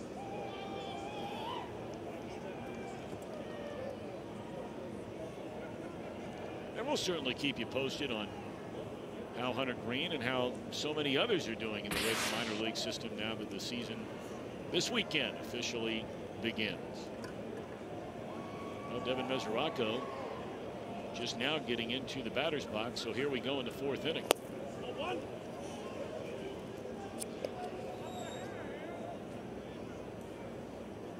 Mesoraco got jammed and hit a roller down to the first baseman, Bell. 0 for 1. Fastball on the inside corner, leaving the count.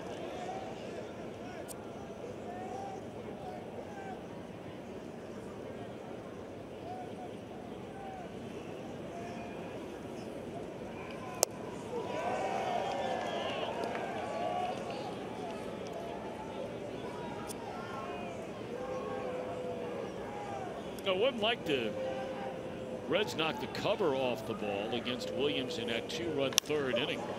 It's straight up in the air. Center field should be out number 1. I think Castillo stunned everybody by driving that double to the left center field gap. Winker had an infield hit. Votto had a single into center field. Williams also walked a batter that wound up scoring. So he's allowed the 2 runs on 5 hits, and we're 1 out into the 4th. His team leads by 2.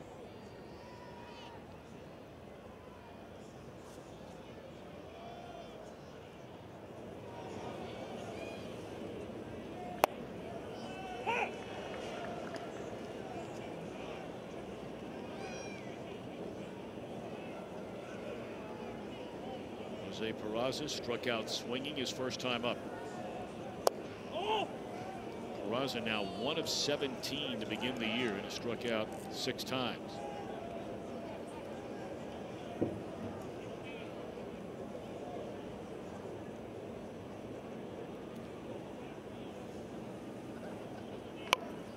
Trying to bunt his way on, not a bad idea, but rolls it foul.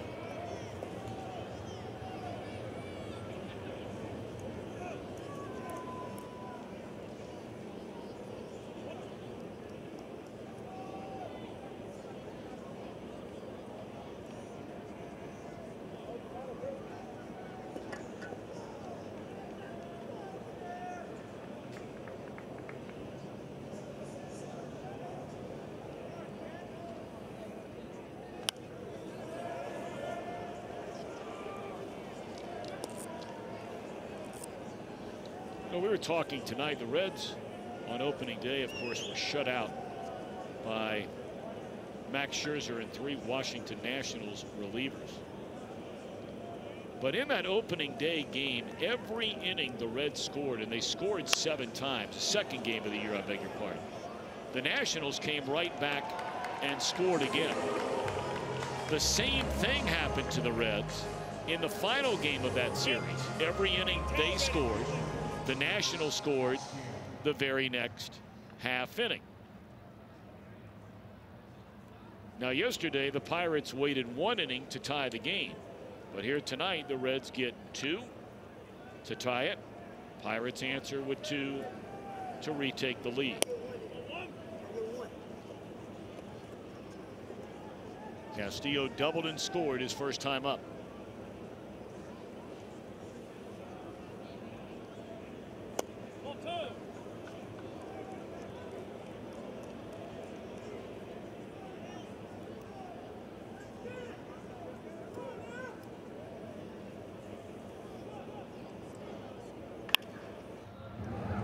A perfect 2-2 tonight. Double and a single by Castillo. He's the best hitter in the lineup.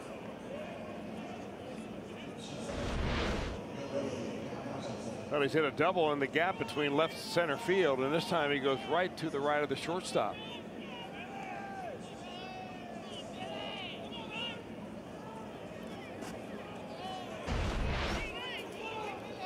This time he's going with the heavy jacket right away. We've been told Jim Day came up from down in his camera well seat to get out of some of that weather and mentioned to us that the reason Castillo changed from that hoodie type sweatshirt into this jacket is that players are not allowed to run the bases with a hoodie on. And I can see that ball could get lodged into that hood and become problematic.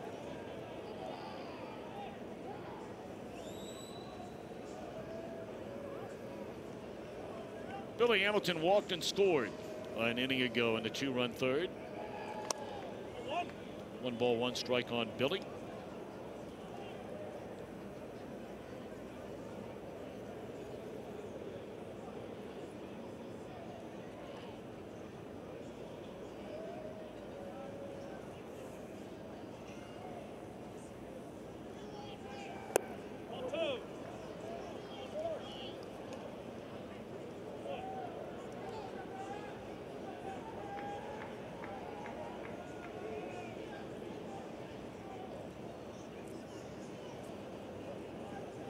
Third baseman with both feet on the infield grass.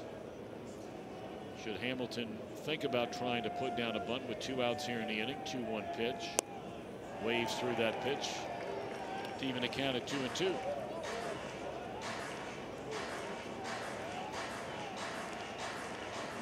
4 runs, 6 hits for the Pirates, 2 runs, 6 hits for the Reds. Pirates have left 4, Reds have stranded 3. Williams has struck out 4. He's walked only 1 tonight after 5 walks his first start of the year. It's off the glove of the third baseman Moran. And that'll be a base hit for Billy Hamilton, his second hit of this season. I'd really like to see more of that type of swing out of Billy Hamilton, especially with 2 strikes. I don't want to see him taking a full cut. You know, just wait, even though that ball is probably off the plate, would have been called a ball, a little slap job. I mean, it reminds you of a lot of guys that use their legs to propel them to tremendous major league careers. Willie McGee, who's now the hitting coach for the Cardinals, a guy that would take a swing like that an awful lot. So now Winker a perfect 2 for 2 with a run batted in. Both of his hits have been infield hits. One of them in the hole at shortstop, where Mercer really hurried the throw. That could have been scored an error. It was scored a base hit. And then a bouncing ball off the glove of the first baseman Bell to knock in the first Reds run of the game in the third.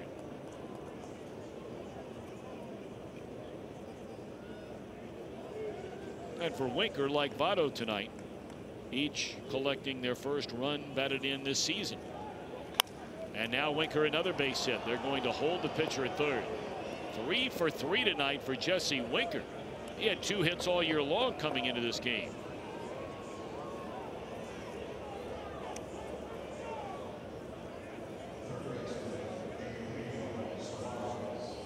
So this is starting to look a lot like the Pirates' third inning, where the first 2 batters were retired. Maybe got some B's in that hand. That might have been a broken bat. I think it may have been right on the end of the bat right there, but he'll take it all day long. There's Ray Searage coming out again.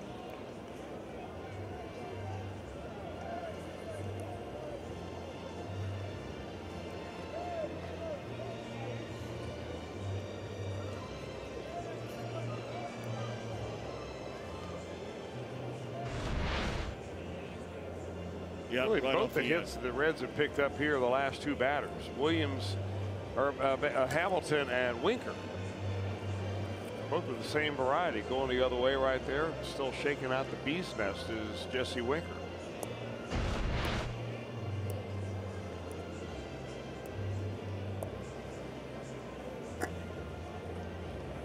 May remember Castillo a half inning ago retired the first 2 batters and went walk, single, walk before a 2-run single by Moran. A pair of fly balls started this Cincinnati 4th. Single, single, single. And now up to the Reds' third baseman to try and deliver a 2-out hit. Suarez has been called out on strikes each of his first 2 times up. One on a pitch he thought was outside. Another he thought was inside.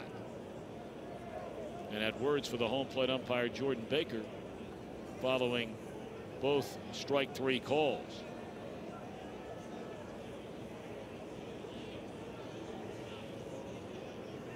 Oh, 2-0.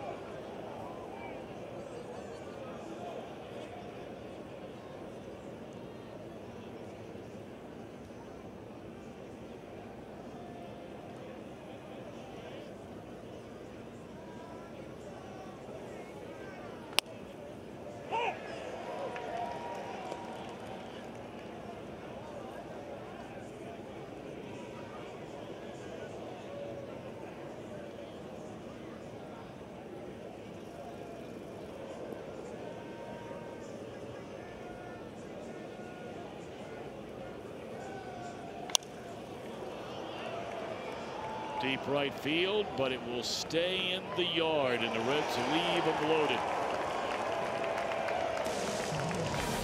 Still 4-2, Pirates in front.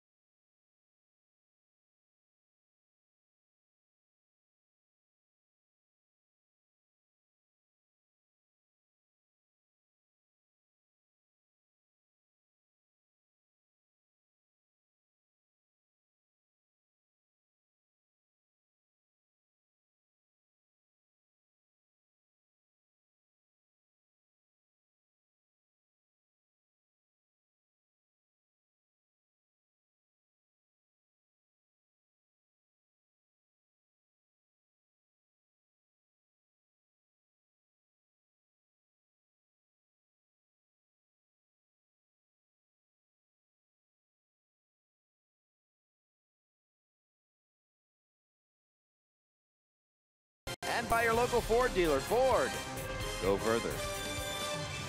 Back in Pittsburgh, now how many times have we seen Billy Hamilton make a great catch and he's all smiles, laughing all the time and having a good time after a catch, except for one catch, and it happened September of last year right here in PNC Park, and let's take you back to that one. Vintage Hamilton here, going and getting it, diving, selling out, September 2nd of last season. And watch when he gets up, he's a little angry, and I asked Billy about this, why he was so angry. It was because Andrew McCutchen, the inning before, had robbed him. You won't see the mean look on his face, but it robbed him of a hit. He said he was so mad and so angry that he took it out on that catch. It was the one and only time he's never smiled after a catch. And the other night, in the rain delay, we went through all his great defensive plays that he's had in his young career. And he analyzed each and every one of them, and I'm sure we'll run that again sometime in rain delays, but one of the best patrolling center field. Nice to see you're out of the rain, Jim Day, and up here with us in the broadcast booth. It was a steady rain. It has not stopped raining, in fact. No, okay. You're right. The entire game. Here with the big leaguers. Really? Where are they? Right here. Somebody showing up here in a minute. Well, she's a big leaguer. That's a comebacker to the mound, and Castillo will take care of the pitcher Williams to open up this fourth inning. Pirates with a 4-2 lead. You know, the last inning got away from Castillo after he retired the first two. He walked the third batter that he faced, and you know, to me that's always just a mental letdown. You retire two guys, you get through two tough hitters, you know, number 2 and 3 in the order, and then you just think, well, I'm going to get out of this inning, no problem here. And then next thing you know, you're harassing a lot of trouble and runners on base.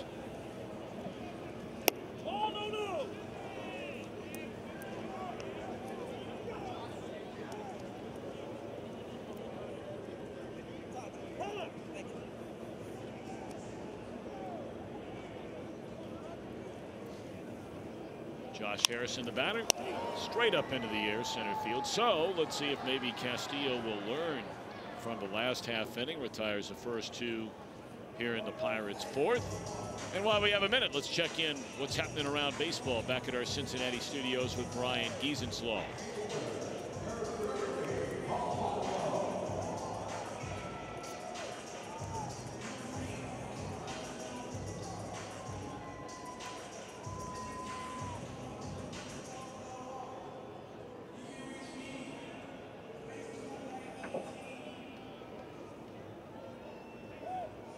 All right, Brian, thank you very much. Look forward to catching up with you after the game on Reds Live, the post-game version.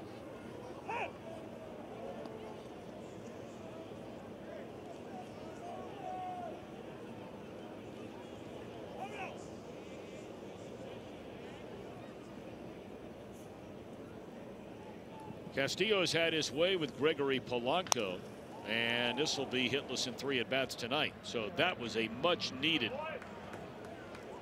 1-2-3 inning, the first of the night for Castillo. We go to the 5th, 4-2 Pittsburgh.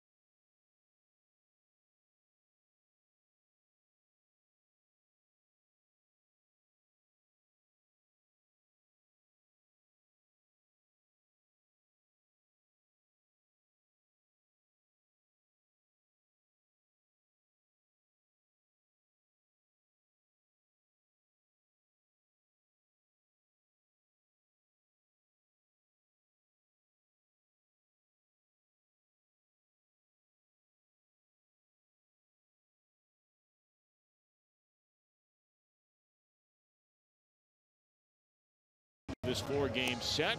Coverage begins again at 6:30 with Reds Live. April in the OHIO presented by Menards. This looks more like the kind of weather you'd see in the OHIO when the Buckeyes and Nittany Lions get together on the gridiron. Well, last year, that was one of the great games in the history of college football. Never seen any game like that game in my life. Top of the 5th inning. Reds have Joey Votto, Scooter Gennett, Adam Duvall against Trevor Williams. First pitch swinging. Votto drives one to deep left center field, but able to get there is Marte. 1 pitch and 1 out. Votto a 2-hit game tonight, knocks in his first run of the season. Well, coming in here in the 5th inning, both of these pitchers have faced exactly 20 batters on the night. One of the barometers as to how well you do is what you do when it comes to throwing first pitch strikes. And we'll give a report card right now. Castillo is 9 of 20. And now after that first pitch strike to Votto, Trevor Williams is 11 of 21. So really nothing to write home about. Both these guys kind of struggling a little bit with control. And thus the 4-2 game. 4-2 in part because the Reds left the bases loaded last inning. Well, I was starting to say, I mean, really, you know, you boil it right down. In the Pirates' 3rd and in the Reds' 4th, both teams had the bases loaded with 2 outs. And both had their third baseman at the plate. 2 good hitters. Suarez for the Reds. Moran, a good-looking young hitter for the Pirates. Pirates got the 2-run single by Moran, and Suarez hit a fly ball to the warning track. That swing by Moran, a 2-run single, and it's a 2-run spread, and that guy is a souvenir.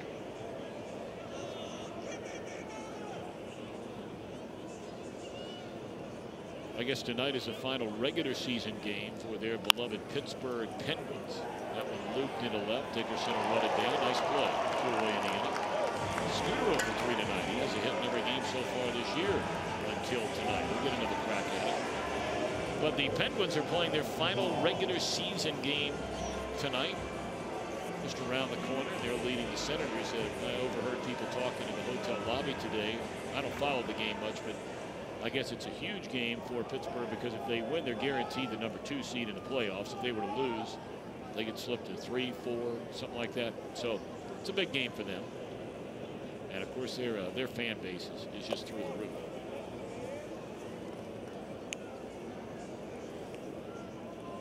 Those are the 2 franchises that you cannot take anything away from in this. They call themselves a city of champions.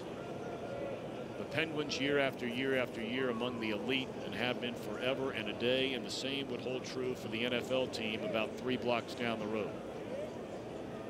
And it's a native Buckeye who's led them for the last, what, 10, 12 years. Ben Roethlisberger on the ground is second. And that was quick. 1, 2, 3. For Williams. 4-2 after 4.5. Pirates in front.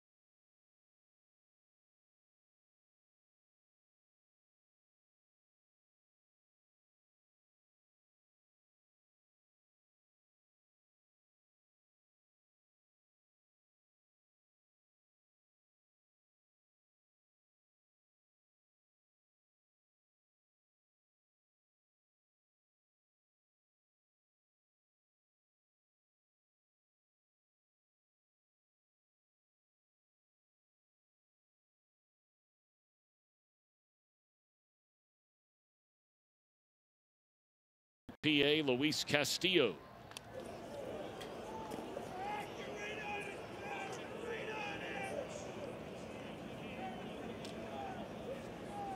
Gets a head strike one to Starling Marte.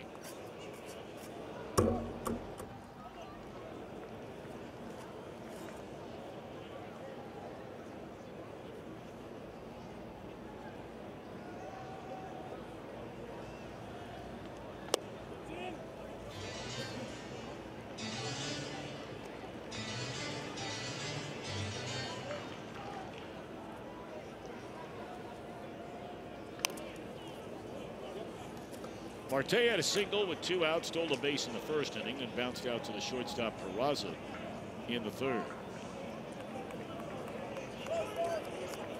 Pirates got 2 runs in the second inning. Reds tied the game with 2 runs in the third.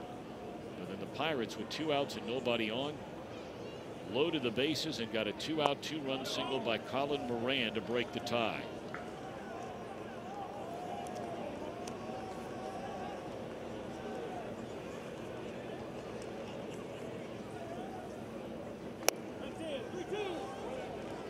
Once again, another Pirate batter with a 3-2 count. First batter here in the 5th inning, and the next pitch will be Castillo's 90th of the night.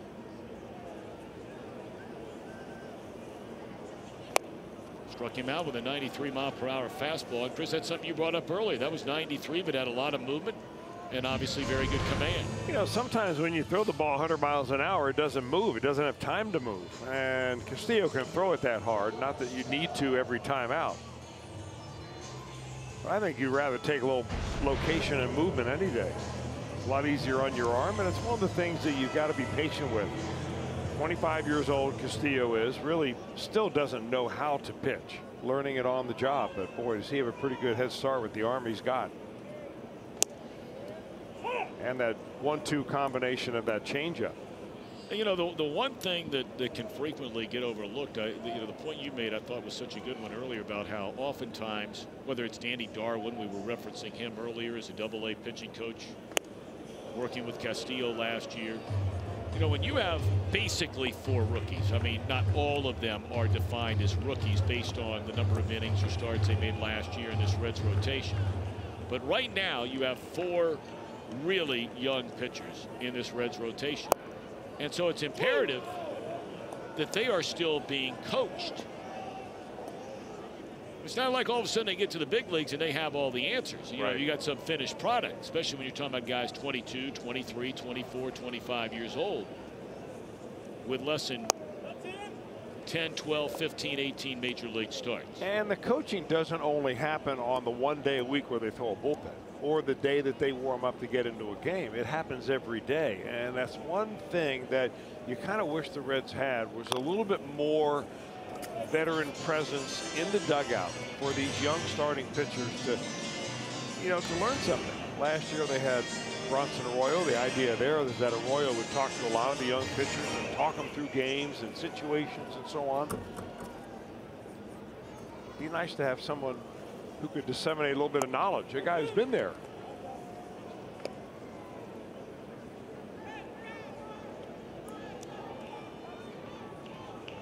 Homer Bailey would certainly fit that description.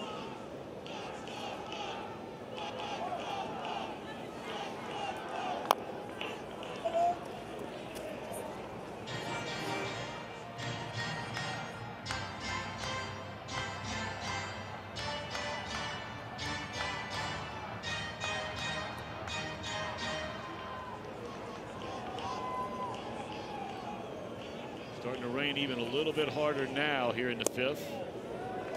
Boy.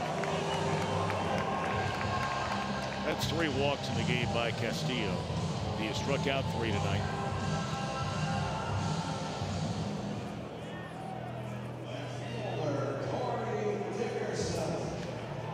And look, you always give pitchers in this kind of weather, there has to be some benefit of the doubt given, but this kid has been blessed with too much arm and too much stuff for the amount of nibbling we have seen out on the mound from him tonight.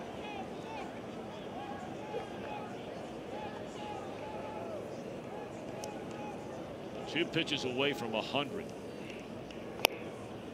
You know, some nights you get the ball out there and you just don't have that control. And you're trying the best you can to be near the corners, but the ball just seems to be just kind of taking off and having a life of its own.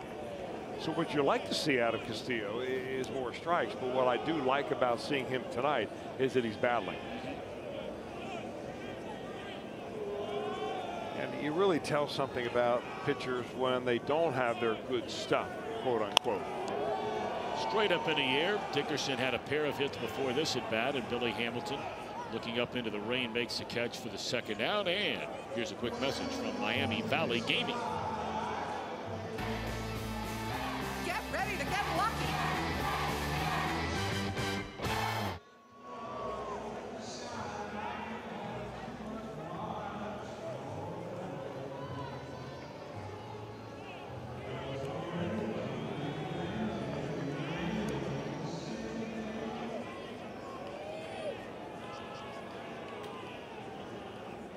Cervelli has bounced out to first and drawn a walk.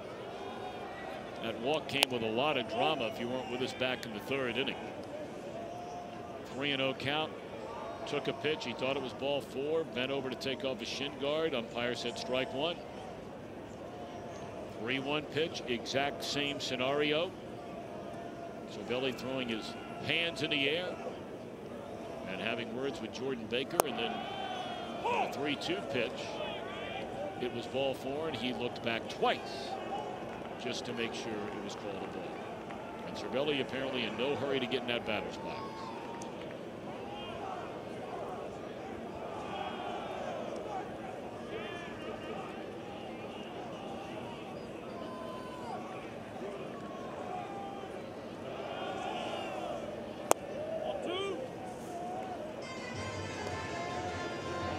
Look, you can sit around and talk about guys and how much money they're getting paid and they're playing a game for a living. But these conditions playing in right now are just brutal. I mean, just go stand outside for about 2 hours in a constant rain and try to focus on doing anything well.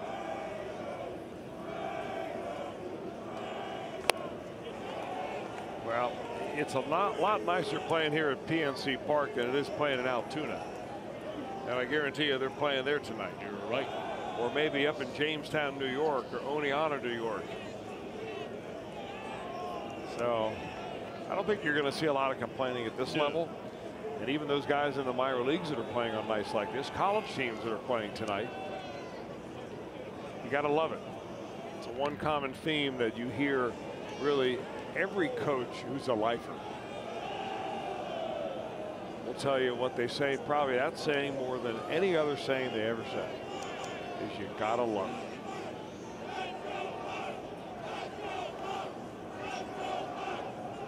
2-2 on Cervelli. Boy, Castillo just having a hard time throwing this guy strikes. I think you're right about the weather affecting the pitchers, though. You know, the grip on the ball isn't the same. I always said that, you know, on a really cold night, it's not that cold. You know, you wet your uniform down so you can get a little moisture going. Of course, you don't have to do that tonight. Mother Nature's doing it for them. But you still don't have good feeling in the tips of your fingers. 3-2 bounce foul. But at the same time, when it's cold, remember, hitters don't like that ball inside. And the ball doesn't go very far. So if you can figure out how to pound the inner part of the strike zone, you know, maybe you don't have to nibble quite as much.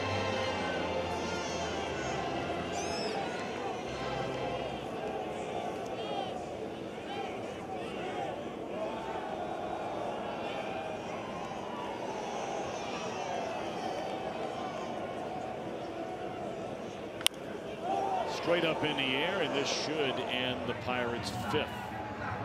Who wants it? Peraza's got it, and that's that. We're off to the 6th. Castillo spots due up 3rd. More than likely, his night is over.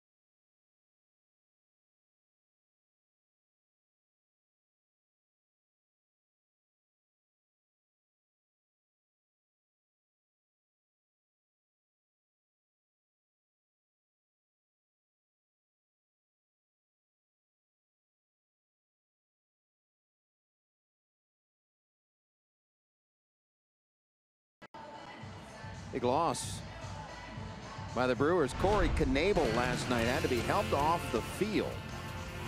Hammy placed on the disabled list, and they say that he is out 4 to 6 weeks. They initially thought it was going to be more, but they re-diagnosed today and said it's not as bad. They expect him to be out 4 to 6 weeks. You know, that's a fantasy camp injury. You've been down there to fantasy camp, have you not? I have not. That's Jeff Pecoro's been an annual participant down there. And a good one. There are more hamstring injuries down there. Oh yeah, right out of the gate. I mean, the longest line in the world is the line to the trainers room the second day in fantasy camp. And they go through about 200 bags of ice. And that can happen to guys who are in not so great shape, or guys who are Dr. Gorman, who lives in our neighborhood. He went out there, got a present from his wife to go. This guy's a triathlete. First day, bam. Achilles. Achilles. Gone. Oh, my. Yeah, brutal. I mean, this guy's a big-time athlete, but it's a different sort of a sport. Yeah. That's too bad for the Brewers. They were leaning on him. Foul by Devin Mesoraco. I'll tell you, that is one team that made the decision during the offseason. We are going to go try and make it happen. They signed that big deal to Lorenzo Cain. Now we'll see how that plays out in future years. It's a long-term deal, a lot of money. But I thought the Yelich acquisition was incredible. Christian Yelich is a really good player, really young player, seemingly getting better every year. Reds down 4-2. Mesoraco leads off the 6th. And softly into the glove of Josh Harrison for out number 1. So, Jim Day, it'd be really nice just to have you hang out here in the booth with us the rest of the night. Have some nice conversation in between innings. You don't need to go back down there anymore, right? No, you're in charge, so I'll stay right here. It's dry here. I'm all in up here. You need coffee? Mr. Welsh, you need anything? You good? Who put him in charge? I was getting ready to say, I'm not in charge of anything. The only thing I can officially say I'm in charge of, because if I was half the person they think I am, I'd be the greatest guy in the world. And that would be our 2 dogs. They think I'm a really good dude. Unconditional love. And they know when I say, hey, let's take a walk, all I have to say are those words, and they're bouncing all over the place. And Dad's a boss. Let's roll. Every day, 9 or 90, right there in CIN AT PIT all winter long. Well, maybe if you put a couple of treats in your pocket up here in the booth, we'd be the same way. Scooby snacks. Maybe I have to find a little store downtown here in Pittsburgh. Pick some of those up tomorrow morning. Maybe some of that green salad of salvation. Kale. Well. The side of asparagus, Bally. Yeah, pal. Have a side of beef. 1-2 the count. Off the body of the pitcher. That's just bad luck for Peraza. Oh, he's ruled safe at first base. Throw took him off. Yep, so hustling up the line, Jose Peraza. That pinky must really be bothering Jordy Mercer. He's had a couple of wayward throws here tonight. That's got to be an infield hit. Well, it is. They've given him a hit. Anything that goes up the middle like that, unless it's such an obvious bad throw. If a good throw would have had him, but that was would have been bang bang anyway.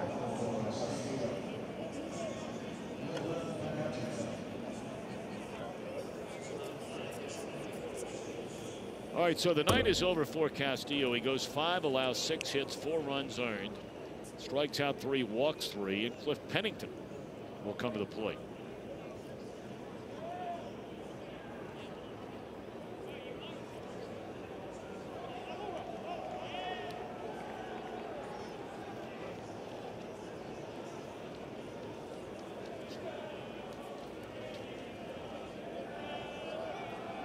Pennington made his first start as a Red on Monday against Chicago. Went 0 for 2. He did draw a couple of walks. His only other appearance was on Saturday at a pinch hit single against the Nationals. One of 3 non-roster invitees to make the Reds opening day roster, along with Kevin Quackenbush and fellow infield mate Phil Gosselin.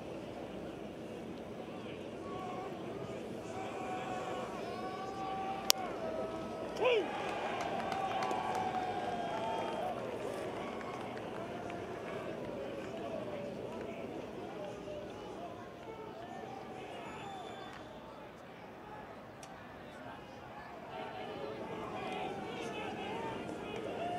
Nothing in 2 on Pennington.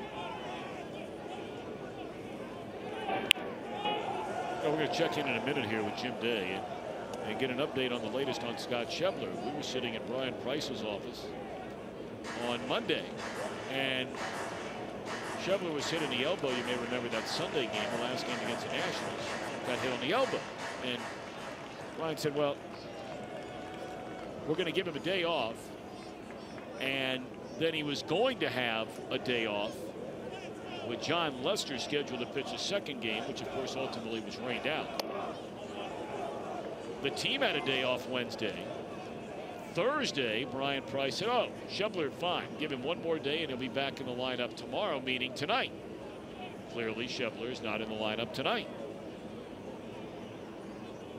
So Jim Day will give us an update on when we might see Scott Schebler. A little number into center field and a pinch hit single for Pennington.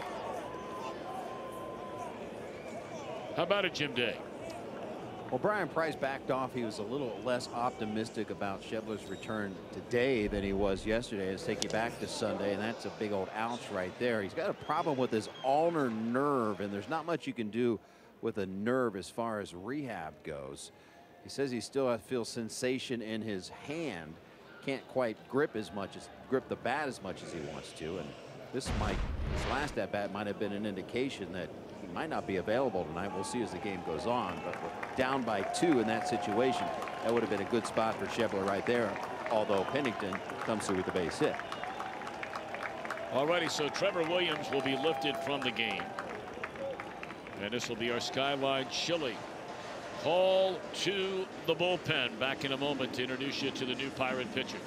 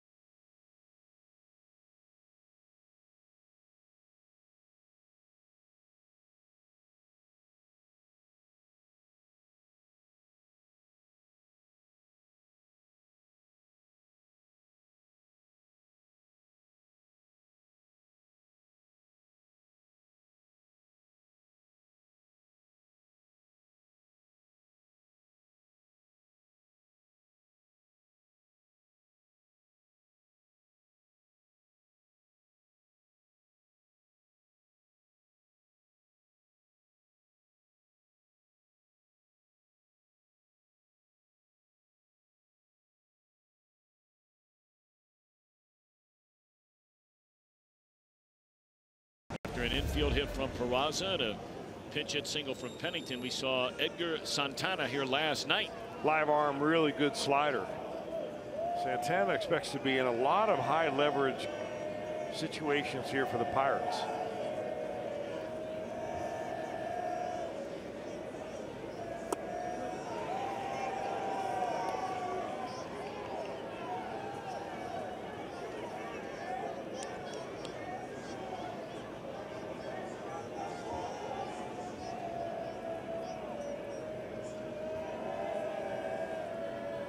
All right, 0-1 on Billy Hamilton. Billy has been on base twice tonight. Drew a walk, scored a run in the third, and slapped a single by the third baseman Moran his last time up in the fourth. So Hamilton came into the game with 1 hit all year long. He has 1 hit and a walk and has scored a run. And now a big chance as we go back to the top of the order next in Winker. For Jesse, it's been a 3-hit game.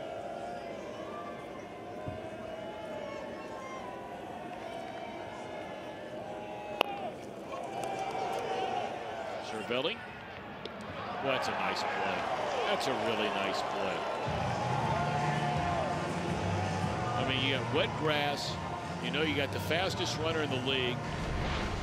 The first thing he did right was call the pitcher off the ball, because every pitcher comes off the mound thinking, I'm going to get it. So Santana points to him with his glove, says, you take it.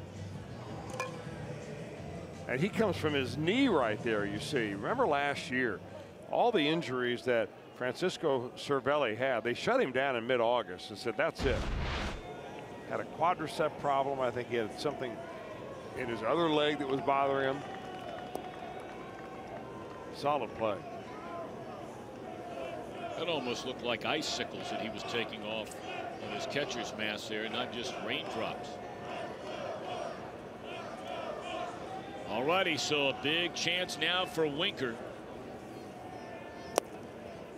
Jesse with 3 hits, 2 infield hits, and then a broken bat looper into left field. I mean, he hadn't hit the ball hard enough to break that proverbial pane of glass all night long, but the bottom line is they've fallen in. But now is a critical time to try and get a hit.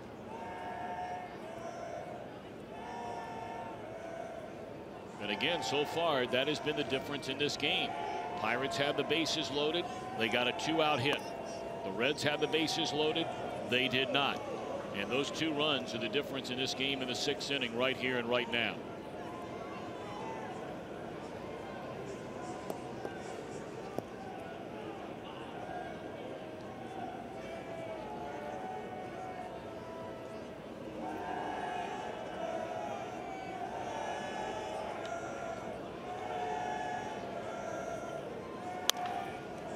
And it's a ground ball to the right side, and the Reds strand 2 more. We're off to the bottom of the 6th. It's a 4-2 Pirate lead.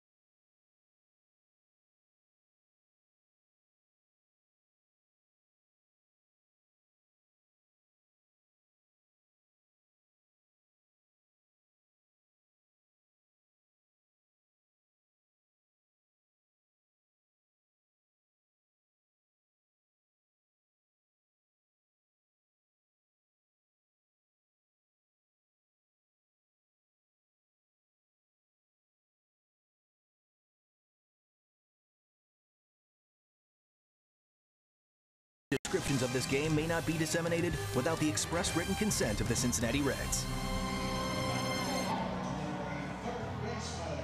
Every weekday morning, Skip Bayless and Shannon Sharp go at it for the day's hottest sports topics. Undisputed with Skip and Shannon, weekdays 9:30 to noon Eastern Time, only on FS1 and streaming on Fox Sports Go.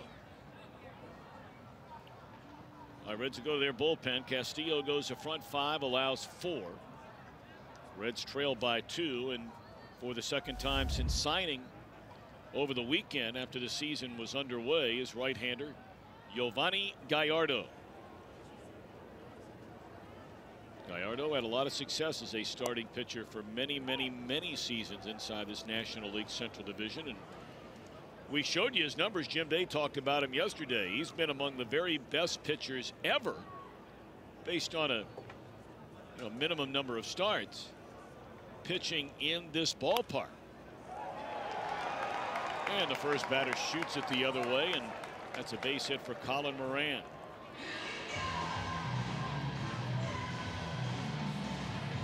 Here are the numbers we were talking about for Gallardo, and these were as a starter. How about that ERA? Yeah, he was a very durable starter, too. I mean, he went through probably 6 or 7 years in a row in which he made at least 30 starts, starting when he was 23 years old, and his last year in Milwaukee was when he was 28.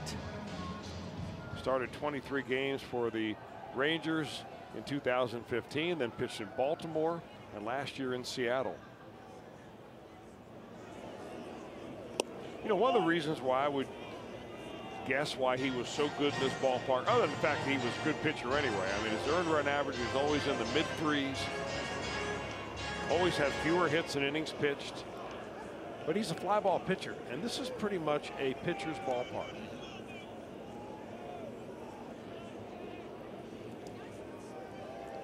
He's got that high four-seam fastball that he rides right up in the top end of the zone, and a big overhand breaking ball that comes right out of that same spot. Now, that breaking ball over time developed into more of a tighter slider.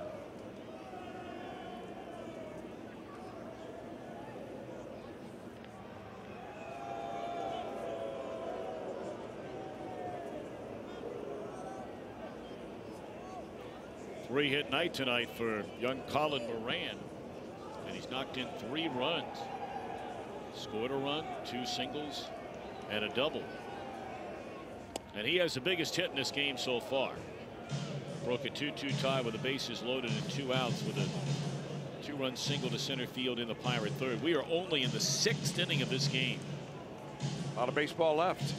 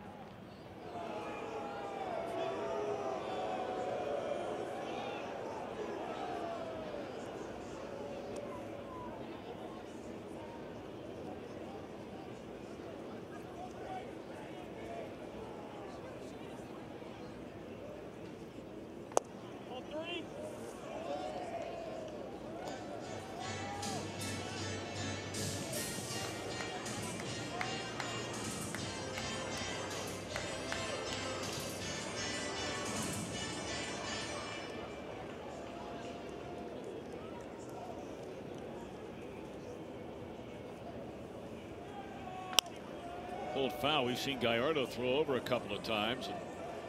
I suppose you could make the argument that, maybe he just wants to keep it close here, but in his entire professional career, Moran has 6 stolen bases, none as a major leaguer. That's over 5 seasons in the minors, and he's been thrown out 8 times. So maybe you should let him get a lead and try to go. The odds are with you. 3 balls, 2 strikes on Jordy Mercer. That ball stung to right field and will sail over the head of Rinker. On his way to third is Moran. They're going to hold him there. A double by Mercer. His second double tonight. Gallardo comes into the game, allows single, double, and the Pirates have him at second and third with nobody out. Boy, this bottom part of the lineup has just been terrible news for the Reds. The top part of the lineup, the top three, has only mustered one single all night long. That was Marte in the first inning. But the bottom four, boy, oh boy, second time that Mercer has doubled on the night. Moran is having a tremendous night, 3 for 3. And now they'll go to their bench and try to add on. It's be Adam Frazier. Frazier's been a good, solid player for this Pirates team. But now all of a sudden, an outfield's gotten a little more crowded with the acquisition of Dickerson. Pulled right at Votto, and the runners will stay put. So a much needed out for a Gallardo, the first of the inning.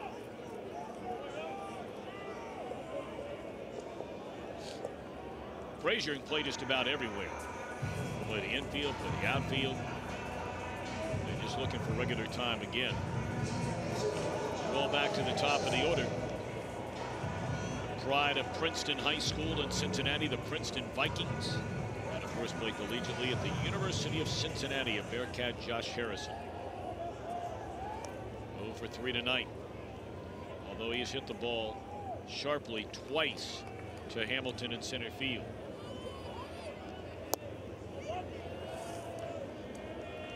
They've toyed around with Harrison a lot of different spots in the batting order. Of course, he's changed positions a number of times. He's been an outfielder, been a third baseman, been a second baseman. But most of his success as an offensive player has come as a leadoff hitter. Highest batting average, highest on base percentage, and this will not get a run with a little blooper to center field. That'll make it 5-2 Pirates.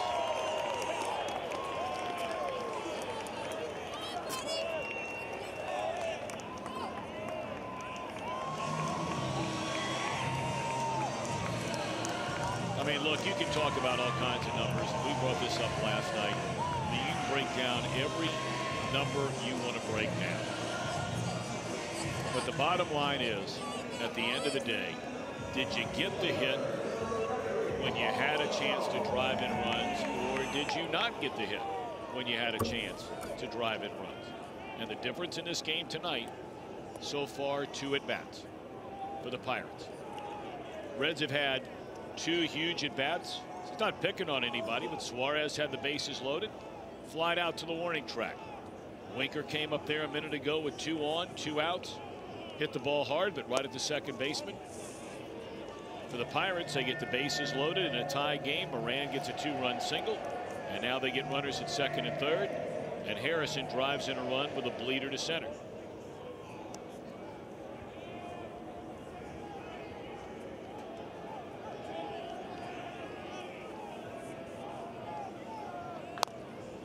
The old saying goes, it's not always how you hit, it's when you hit.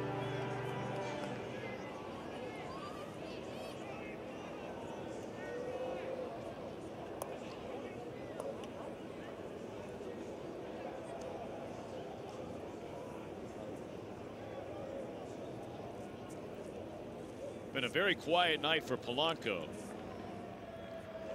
Harrison without a stolen base attempt this year. Polanco 0 for 3. He gave the big hit in last night's game.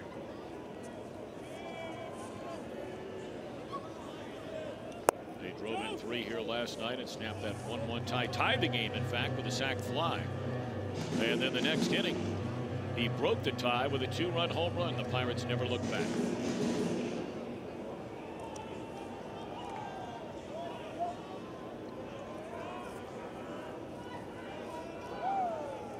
There goes Harrison.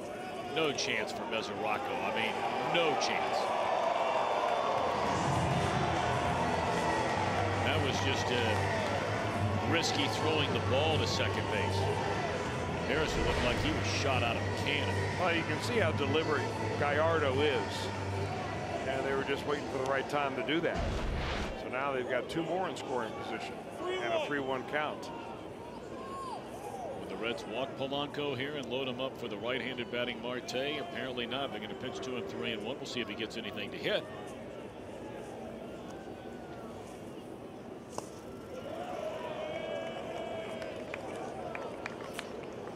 They are loaded.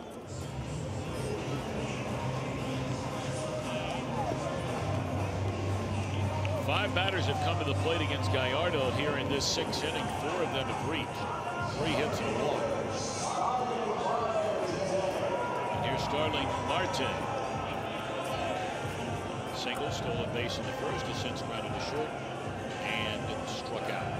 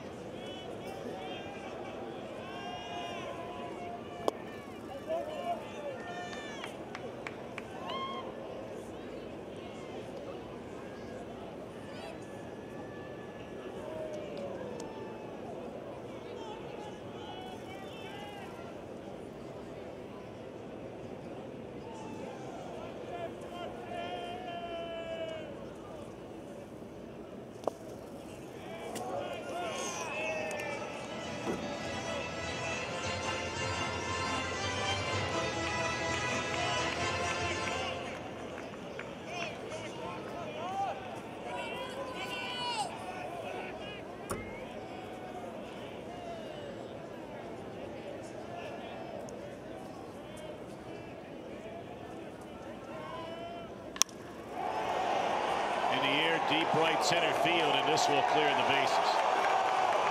1 run scores, 2 runs scored. Polanco will score. A 3-run triple for Marte, and he's blown this thing wide open.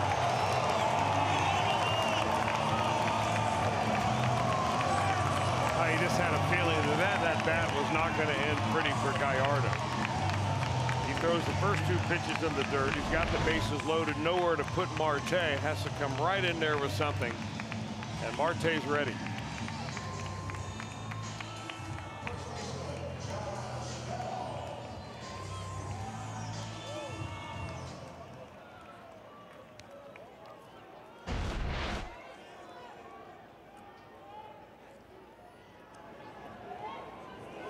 Infield remains in. Pirates now with an 8-2 lead, a 4 spot against Gallardo here in the 6th, and there's still only 1 out. And the Pirates' best offensive player is a batter. Maybe not so far this year, but was a year ago, and that's Josh Bell. Bell 0 for 1, has been walked twice, scored a run.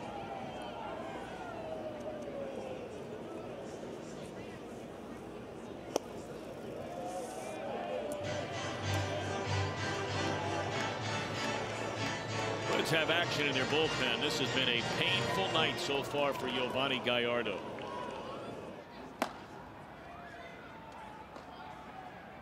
Rice cranking it up. We saw him in the game here last night.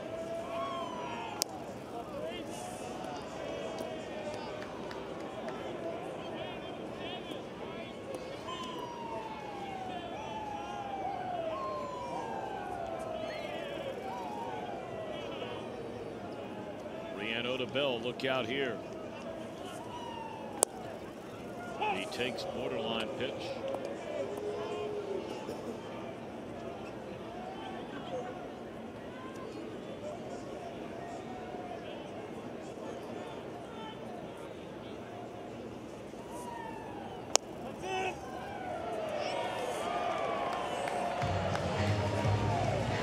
That's all for Gallardo. 7 batters come to the plate. 6 reach base safely. And so far, 4 have scored. Pirates lead 8-2. We're in the 6th inning. We'll step aside and be back to Pittsburgh in a minute.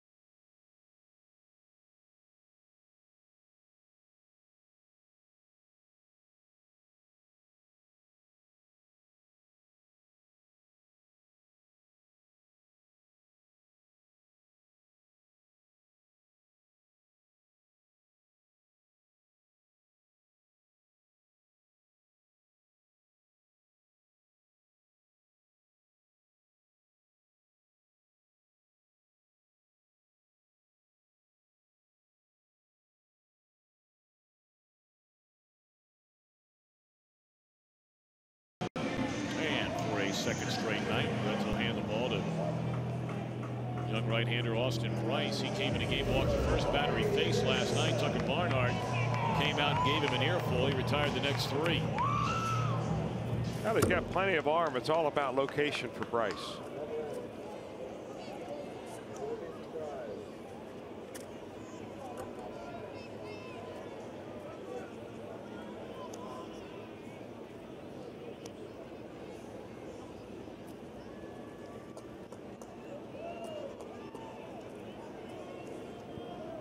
So there's Corey Dickerson, runners on the corners with still only 1 out and 4 runs home in the Pirates' 6th inning. And there's a swing and a miss. Dickerson's had a good couple of games to begin this series. Double, a single, and 3 at-bats, 2 runs scored tonight. He had 2 hits, triple, double, run scored, run batted in last night.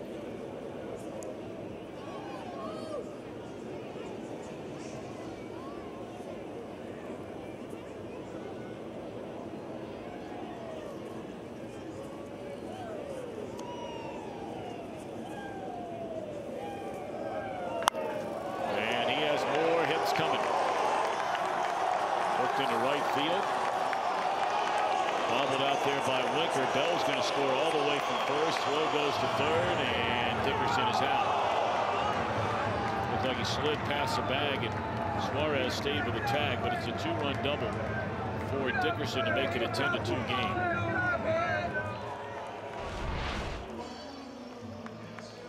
A little bit of a leg lift, timed the breaking ball perfectly, and lined it down the right field part of this ballpark. He was down there twice last night.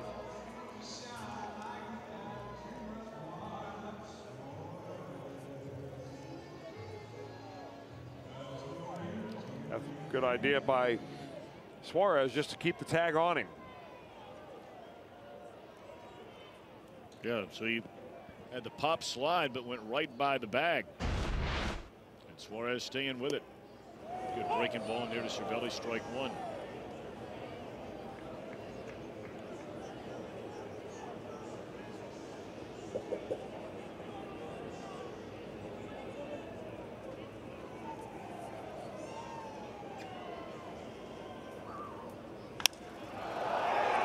Ball in the left field, pretty well hit. Duvall will have room in front of the wall to end the inning. 9 men bat, 6 score.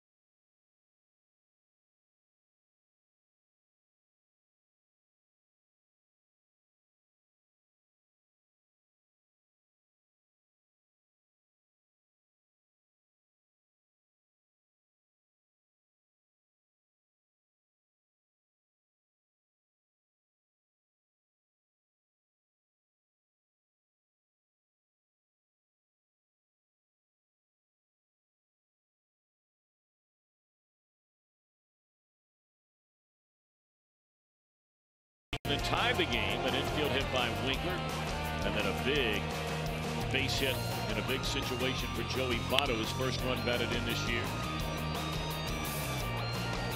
But since then, the wheels have come off. In the very next half inning, bases loaded, 2 outs. Alan Moran, 1 of 3 hits tonight, has knocked in 3 runs. This was a 2-run single. State a 4-2 game until they just completed six runs. Marte knocks in 3 with a triple. Dickerson knocks in a couple.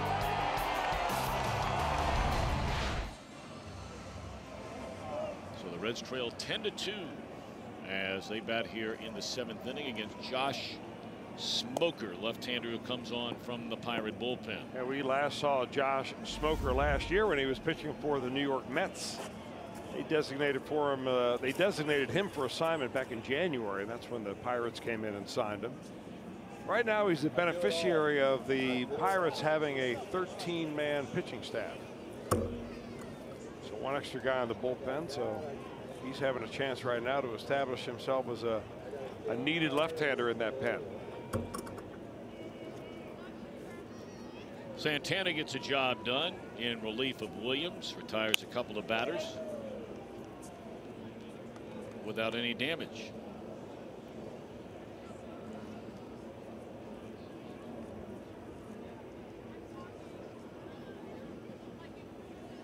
Suarez to be followed by Joey Votto and then Scooter Gennett.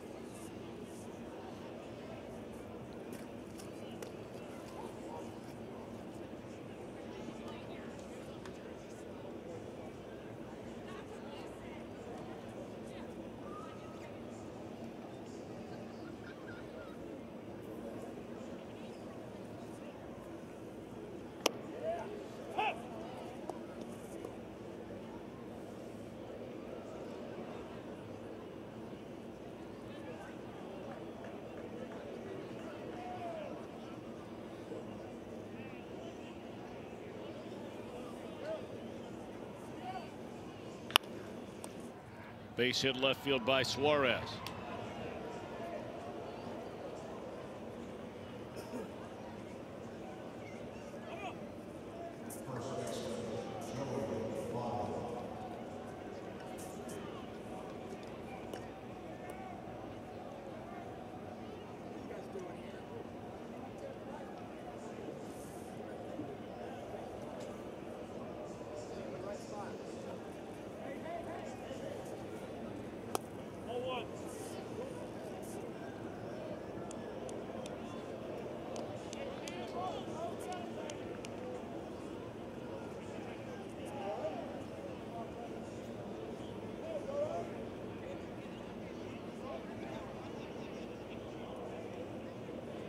Looks like Greg Gibson's coming in. They're going to ask the grounds crew, I can't think, to come out, or no, the trainer to come out and talk to Josh Smoker.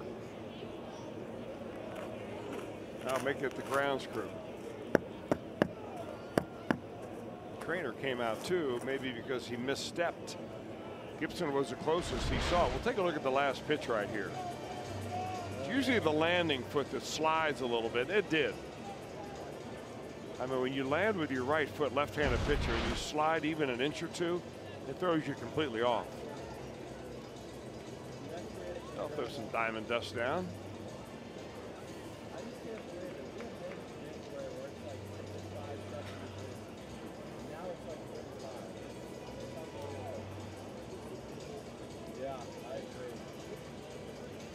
While we have a moment, check out the new theme ticket packages the Reds are offering this season. Package features an exclusive item including a Star Wars Chewbacca, Fiona the Hippo, Elvis bobbleheads, and more.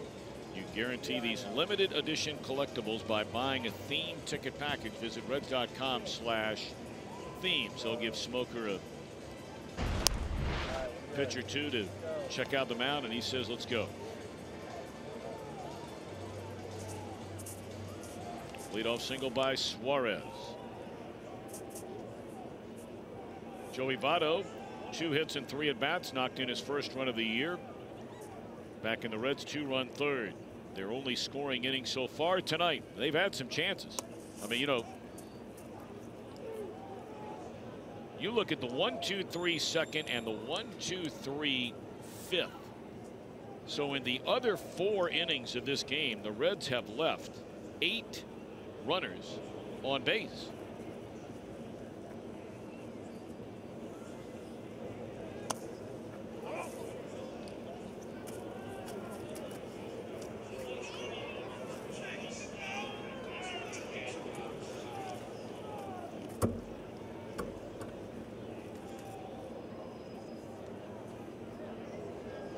balls, no strikes on Joey Votto.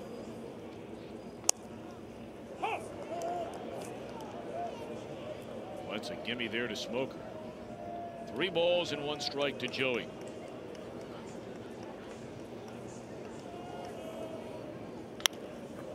To the right side, the pitcher will cover. They take the out at second base. It's a nice play by Josh Harrison. 1 out in the inning.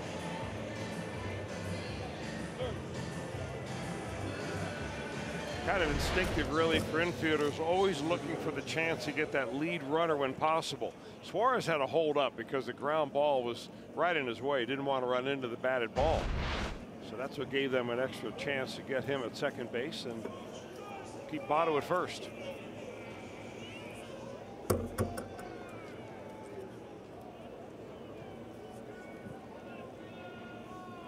So 1 on 1 out, and here's Scooter Gennett. Hitless game for Scooter, and coming in, he had a hit in each of the first 5 games for the Reds so far this year. So Scooter trying to extend that out tonight. Twice his fly to left. He did hit a laser right at the third baseman in the 3rd inning. 1 ball, 1 strike.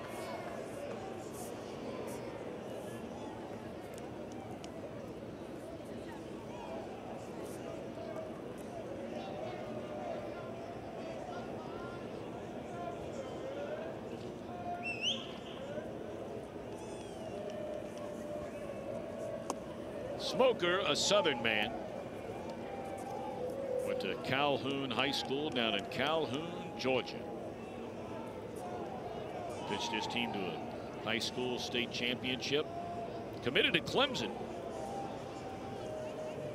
before he was drafted as a 31st pick overall by the Washington Nationals back in 2007. It's a supplemental round pick. And obviously has never lived up to that kind of billing. Became a minor league free agent, went to the Frontier League and pitched for Rockford. And signed by the Mets. This should be a double play to win the inning. And it is. 1 hit, nobody left. They stand and stretch and try and dry out and thaw out tonight in Pittsburgh. There's a chance the Reds may appeal this, so we'll hang on a minute. Ryan Price checking to see if he wants to have it looked at.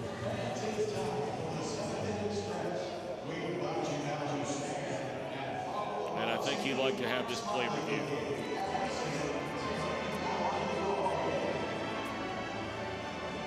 And it looked like Tucker, or rather Scooter, beat him.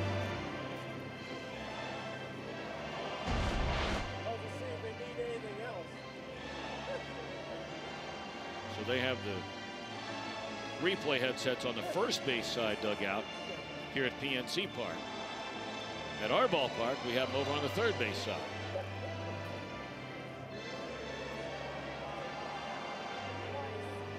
And they're still playing the 7th inning stretch music.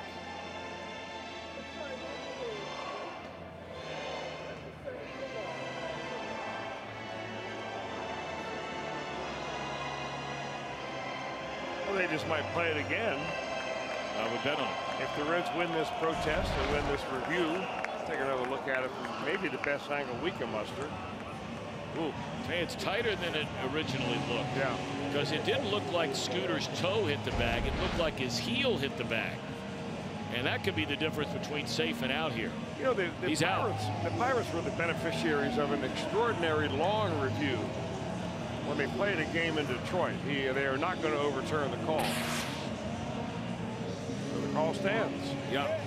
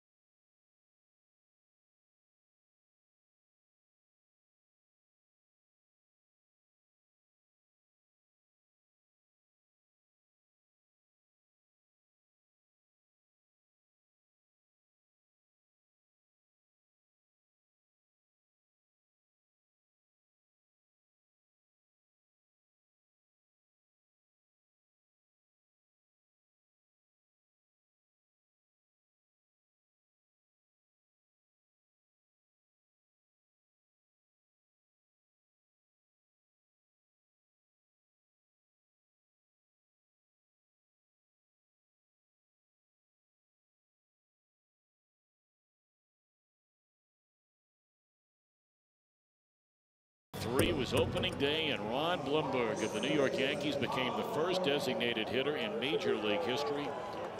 In his first at bat, he would draw a bases loaded walk. And of course, the DH has been with us ever since in the American League only. Been a lot of talk about whether they should get rid of it, whether they should put it in both leagues. That debate's been going on for a long, long time. A couple of changes. Steve Duvall replacing Votto at first, and Philip Ervin replaces Duvall in left. Still Austin Bryce on the mound. Pirates bat in the 7th inning, leading 10-2. Yeah, there's no doubt when you went back and looked at that replay, we thought at first that Scooter Gennett's toe or front part of his foot hit the bag. It was actually his heel that hit the bag, and that was the difference between safe and out. 1-1 to Moran, who's had a big night. You know, the replay officials in New York are a crew of umpires. There are actually 2 crews of umpires that work, you know, the command center all day, and they cover every game. So they've been instructed to try to get these reviews done in 2 minutes or less. A 4-hit game for Moran. They're hoping he's the real deal here in Pittsburgh.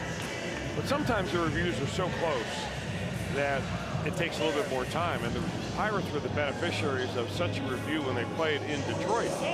Detroit thought they scored the go-ahead walk-off run, winning run, in the bottom of the 9th inning. And it was a close tag play at the plate, and the review, instead of taking only 2 minutes, took more like 3.5, almost 4 minutes.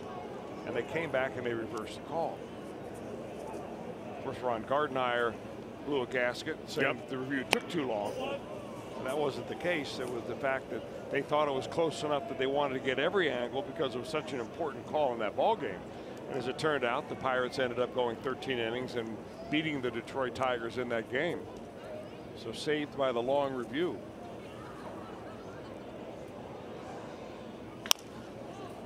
Sounded like a broken bat there by Mercer. Apparently not.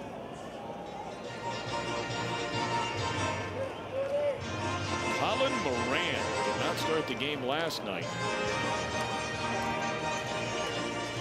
But boy, has that paid off tonight, him in the lineup. 4 for 4. 3 singles, 2 runs scored. 3 runs batted in. First career 4-hit game for Moran. Young man who played collegiately at the University of North Carolina. In fact, his uncle was one of the all-time great Tar Heels, B.J. Surhoff. Well, what an outstanding player he was. And another base hit. 13 of them now for the Pirates, and we're only 2 batters into the 7th inning.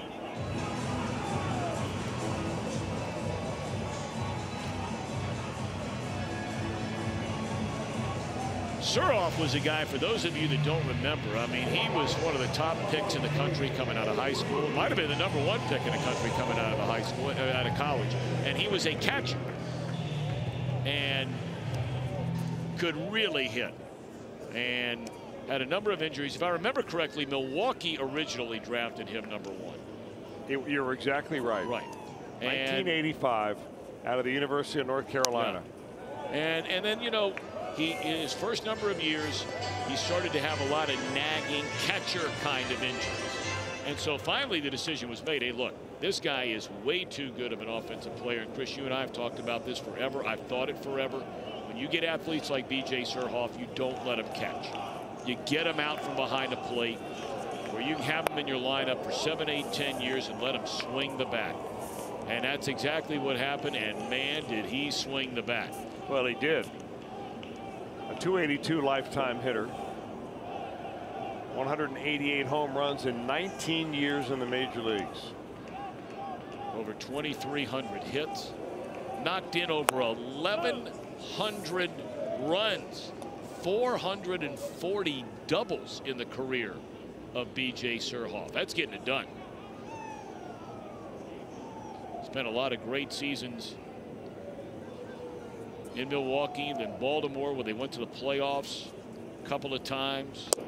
He was a contact machine too. You start breaking it down according to 2018 type analytics. Guy walked a lot and rarely struck out. He was quite a player. I mean, only one time as an all-star. Amazing there.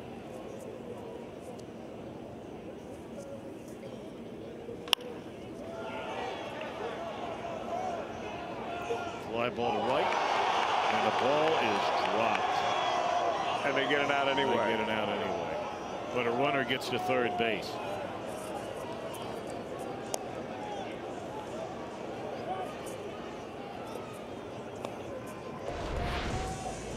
Well, if you want to see it again, here it is. Jesse Winker's got it under control until it's time to close the glove.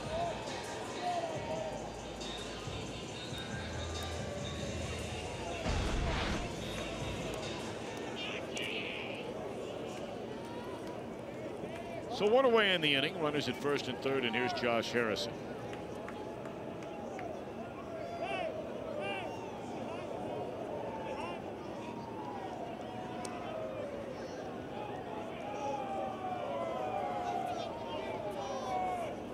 Harrison 1 of 4, singled and scored, knocked in a run in the 6th. High and tight, ball 1.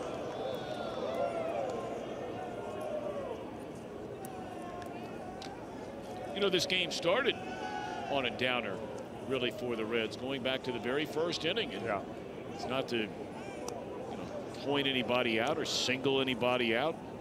These are just the bare bone facts. The Reds had 2 runners on in the first inning. There was 1 out. There was a line drive to left field. Joey Votto at the time is a runner at first base. Play was right there in front of him. And Votto ran all the way to second base before he realized the left fielder was going to catch a ball. And it turned into a double play. And really ever since then, outside of scoring the 2 runs to tie the game in the 3rd inning, it's been a rough night. We do have to remember we are only 5 games and now a 6th game into the start of the year. This will add another run. Harrison, his 2nd hit, 2nd knocked in. And that makes it 11-2 Pirates.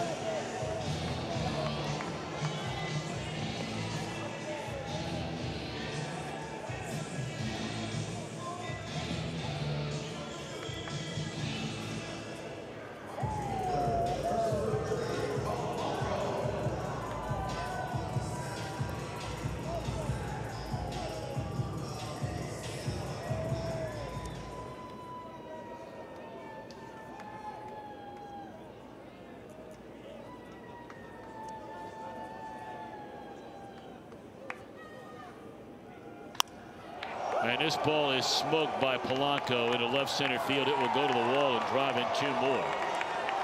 So now a 13-2 game, and Polanco a whopping 11 runs batted in so far this year.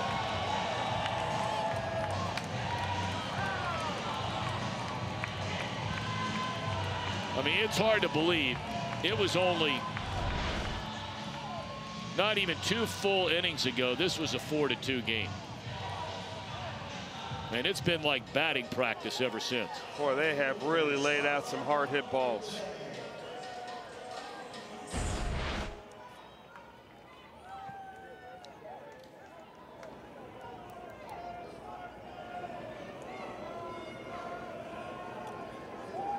I don't believe there's been anybody up and throwing in the Reds bullpen.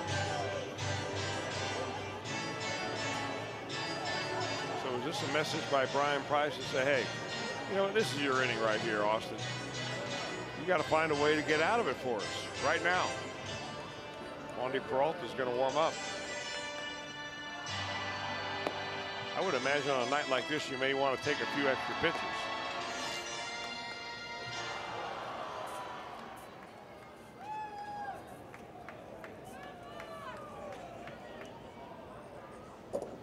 $11,115 allegedly here tonight.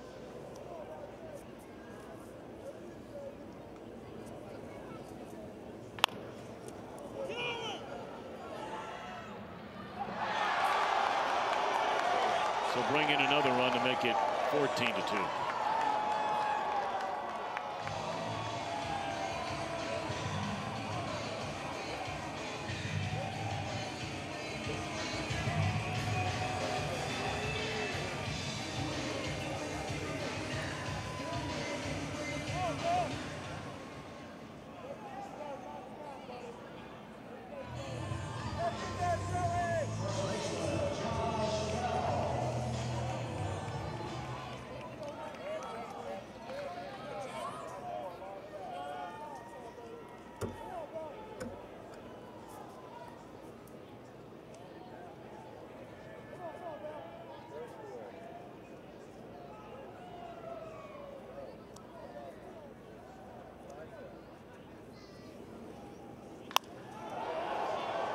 Straight away center field, and catch is made, and the runner doesn't know how many outs there were, and he'll be doubled up, so mercifully this inning will come to an end.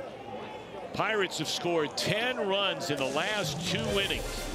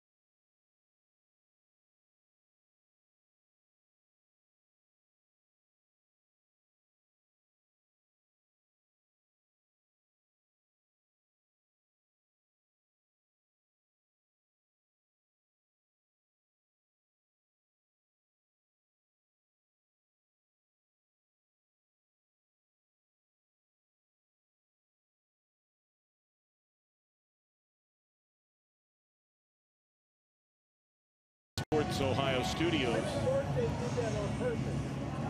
Jim Day's nice and dry up here in the old TV booth. It's chilly up here with the windows open, but at least he's not getting rained on anymore. And in fact, I think the rain has caused a malfunction in his microphone. Is that right or wrong? Or should you get it straightened out?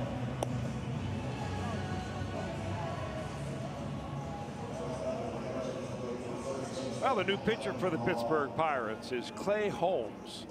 25-year-old. It was in Indianapolis last year. Drafted and signed by the Pirates. Came through their organization. He was a starter there last year. Went 10-5 with a good earned run average.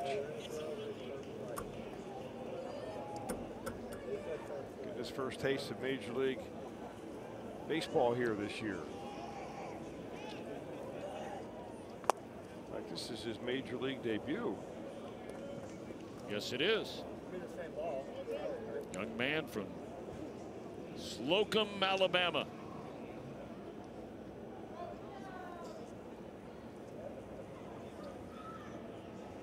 He was born in Dothan, Alabama. I'll always remember the name of that town because all those years I used to announce the UC basketball games. One of my favorite players that ever played for Bob Huggins was from Dothan or Dauphin, Alabama, and that was Terrence Gibson.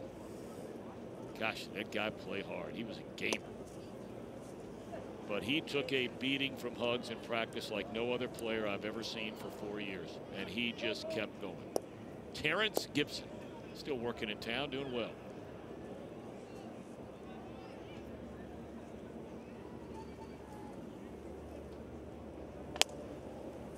And the first batter he faces, it's a 4-pitch walk to Adam Duvall.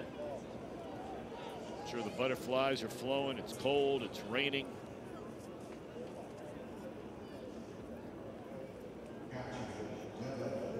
Like I said, it's a little bit warmer and better here than it is over there in Altoona or Indianapolis. Sure.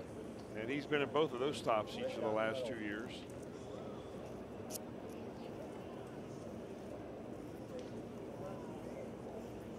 Had Tommy John surgery to this young man back in 2014. But he's been healthy the last 3 years.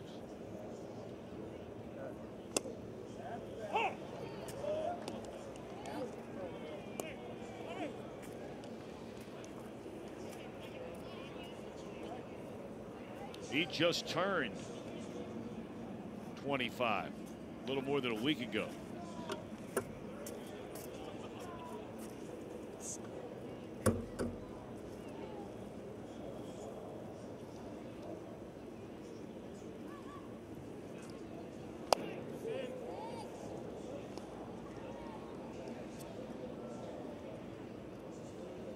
Tell you what, you know, whether you want to buy into the whole thing or not is an individual decision.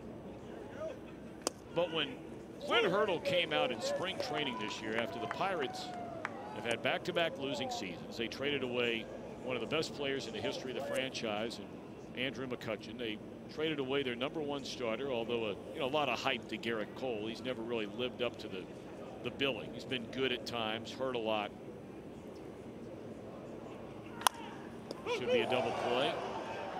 There's one good play by Harrison, and that's a double play. First 2 outs recorded by Clay Holmes. But the point is simply this. It has really not much to do with McCutchen or Garrett Cole. It has more to do with Clint Hurdle. And that is, he told everybody that would listen, we're not far away from winning the World Series. And it is going to be rocking in Pittsburgh when we win it.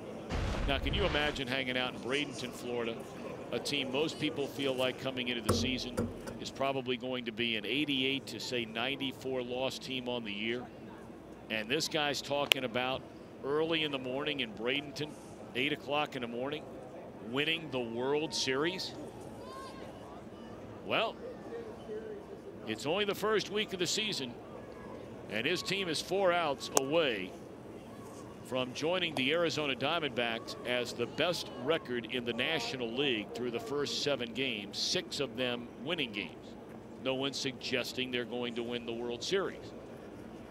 But it's just it's a passion, it's a toughness, it's an accountability to at least say to your players, you can look around a room and whine and cry and moan all you want about who's not here. I want to know who is here.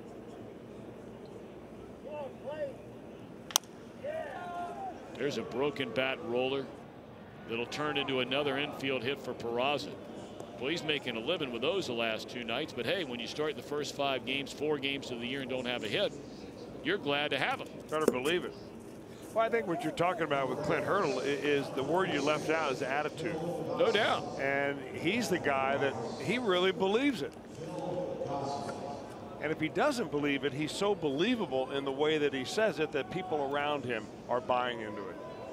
And every game is the game that you want to win. There's no talk of, rebuilding or revamping or let's take a year or 2 off because our superstars have been traded away. No feeling sorry for ourselves, because he's the one who knew what a horrible situation was when he came here. And he had to break, 20 years of losing seasons before they finally were able to do that.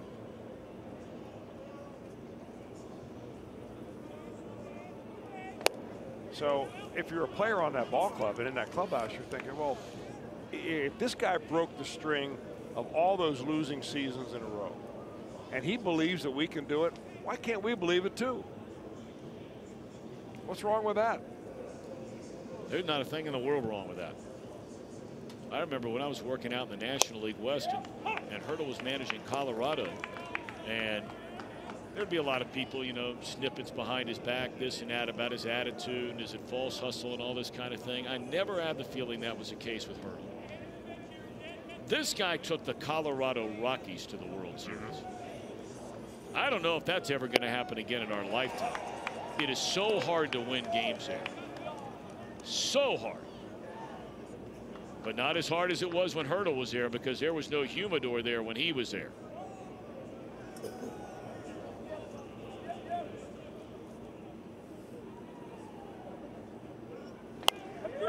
Strike 3 called on Gosselin, and that will end the inning. So the Pirates will come to bat here in the bottom of the 8th, leading 14-2.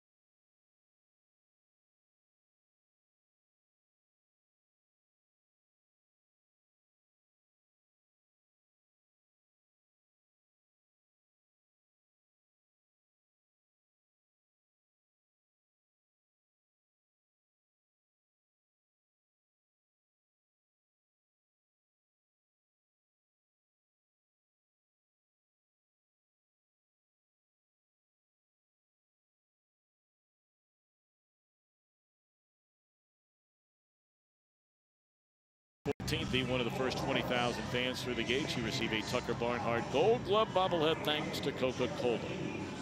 Reds and the Cardinals April 12th through the 15th. For as low as $12 you can be there. For tickets visit Reds.com.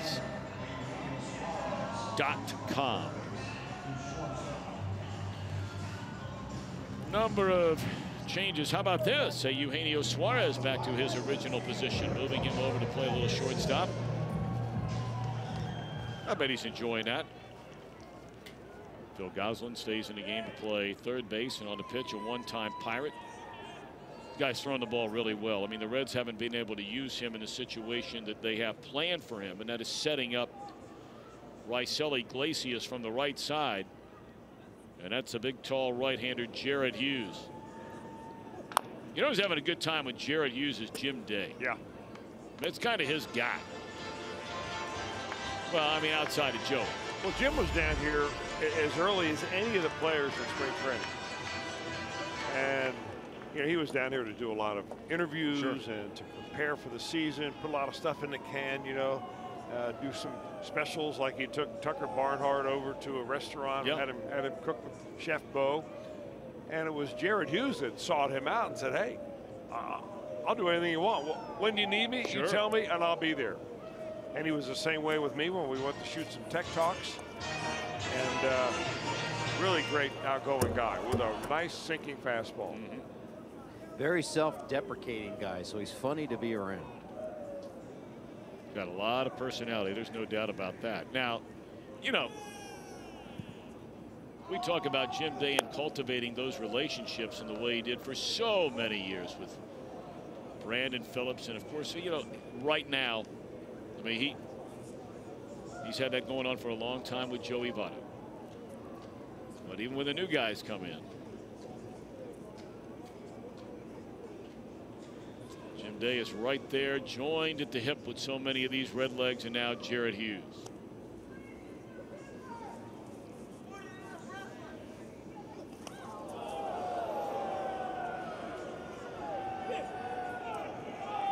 That was one of your questions on your Baseball Rules Academy. That was the rule of today. the week this week. Yep. What happens when a ball hits the dirt and then hits the batter? Well, you see Dickerson go on the first base. It is a hit by pitch, dead ball. Now, in the circumstance that Dickerson would have swung at that pitch, and if there were 2 strikes on him, if he swung and missed, it would have been strike 3. Right. Dead ball. Catcher wouldn't have to pick it up and tag him or throw to first base. But now let's take this now. You continue to go further. Let's assume the bases are loaded and it's a 2-strike pitch and it's a swing and a miss. But after a swing and a miss, the ball hits the batter and then goes rolling back behind home plate and everybody starts running around. What is the call? BaseballRulesAcademy.com. Dead ball, batters out, inning over. There you go. And of course, a hitter can swing at a pitch in the dirt too. Well, if he likes it, he can hit it. If he hits it out of the ballpark, it's a home run. We've seen that a lot already. So I'm glad you opened up your email. I could get my other radio or television partner, Jim Day, to open up. What do you mean? His email and watch and read those. Is he not reading them? Well, I don't know if he's watching them all or not. He knows. He knows his stuff, though. He knows his stuff. Yeah, he does. He's pretty Maybe good at he doesn't need it.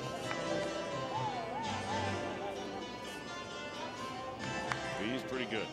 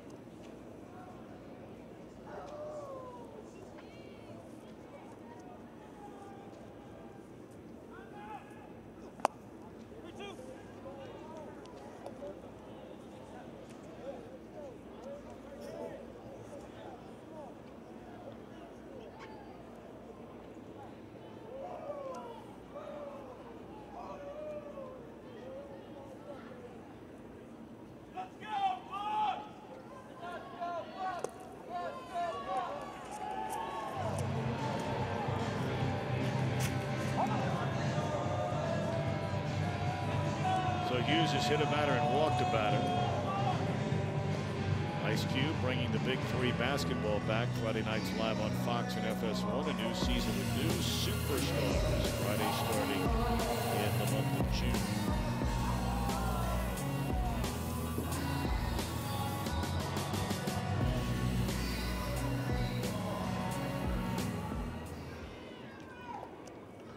Well, tonight it was Brian Price who made the decision in a 2-run game with his team down 2 runs to try and go to the veteran Giovanni Gallardo. Gallardo wound up giving up 6 earned runs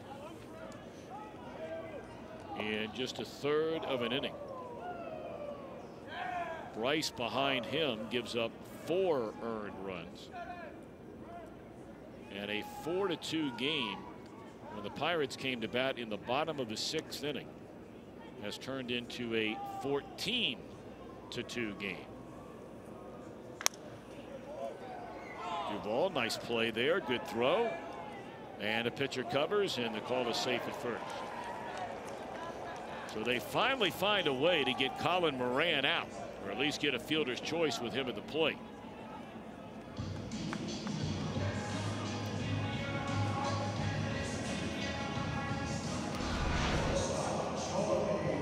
Duvall didn't get much to first base playing time, but he makes a nice play right there. The turn by the shortstop Suarez is certainly catchable, but just pops in and out of the glove of Jared Hughes, the pitcher.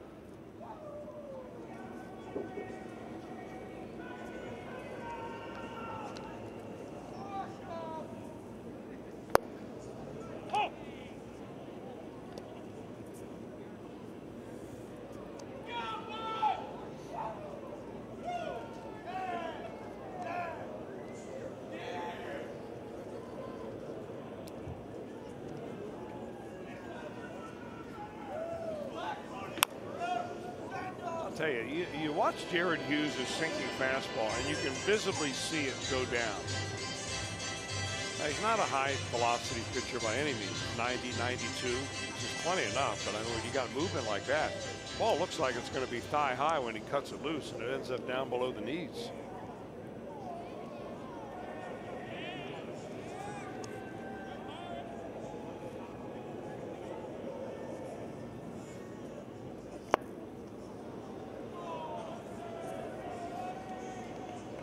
Mercer gone on strikes. 2 down in the inning.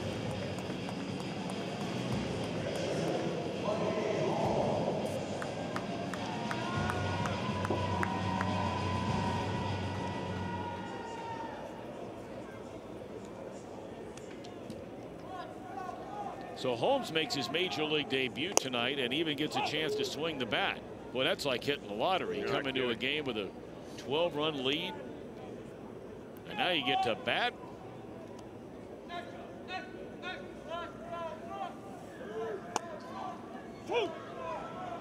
Now, there is no way, if you're going to get a chance to hit, you can't walk up there and just look at 3 in a row, can you? I mean, you'd have never done that. No. I'm wondering if maybe he has a no swing. You know what? Yeah, I'm thinking the same thing.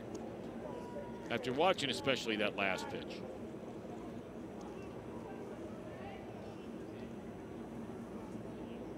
Nope. Took a hack. All right. Reds will bat tonight.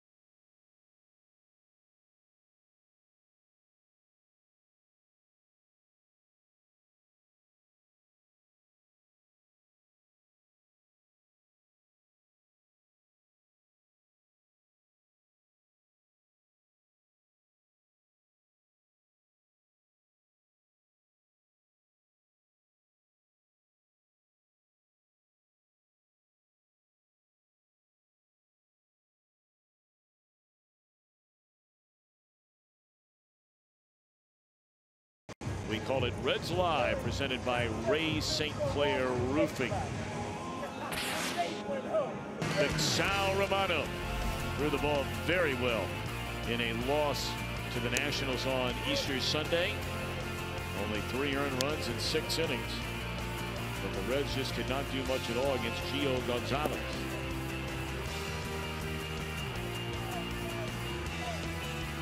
So he'll get the ball tomorrow. Reds about to drop their 2nd straight game in this series. It has rained the entire night. They are calling for snow tonight here in Pittsburgh, and perhaps a couple of inches of it on the ground by the time most rise and shine tomorrow. Billy Hamilton looks like he's ready for the snow right now. So do they.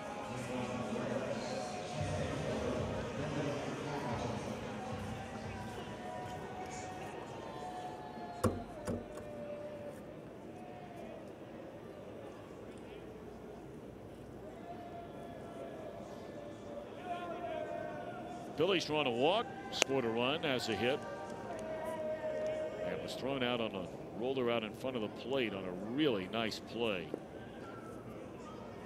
in the 6th inning by Francisco Cervelli. You know, that was one of those plays where we commented at the time what a great play it was by the Pirate catcher. At the time, it was a 4-2 game, and the Reds already had 2 runners on in front of Hamilton. I mean, that's the kind of play a lot of guys come out, especially on a wet night. Maybe they lose their footing. Maybe the throw down to first, trying to get Hamilton, goes rolling down the line into the corner. Guys, well, they never pick the ball up in the first place. They just don't make the throw. I mean, that was a really good play. Now, what's happened since then? Pirates have scored 10 runs, so maybe nobody thinks of it. But I promise you one thing, the Pirate pitchers and the manager and his teammates appreciate it.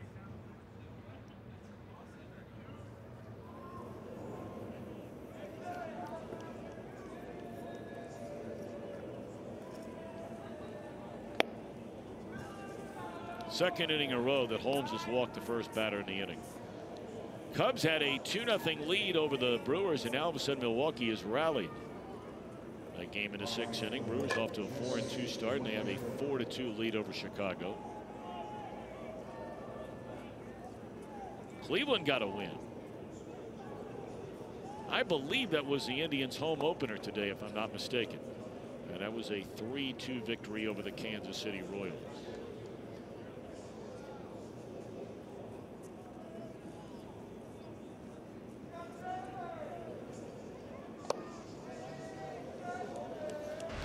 Here's the play we were talking about with Cervelli back in the 6th inning.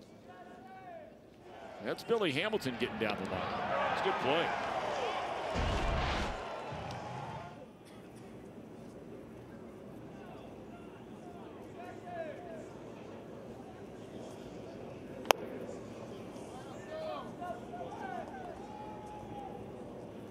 There are a number of teams that are off today. It's a very odd schedule, you know, between some teams in open and warm weather climates where they didn't schedule a day between opening day and the second game of the year like we do and a lot of other teams do in cold weather climates this time of year. So there were a number of clubs that actually did not play on Easter Sunday last weekend.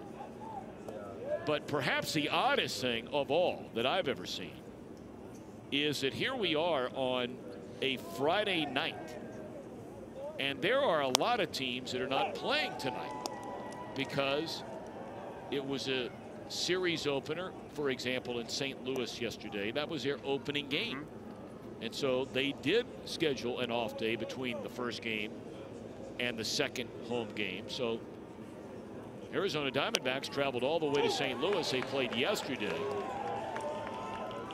They had all night last night off, all day today, all night tonight, Friday night off. And they'll go back at it with the Cardinals tomorrow.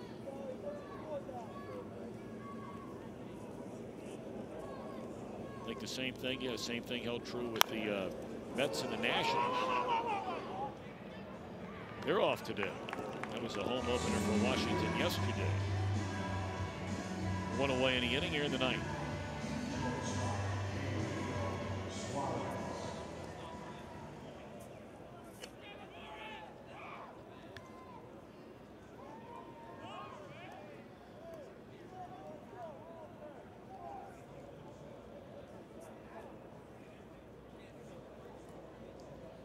Runs, 15 hits for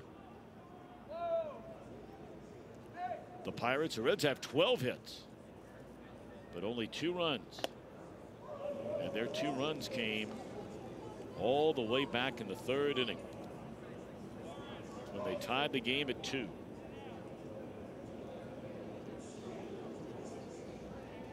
Suarez 1 of 4.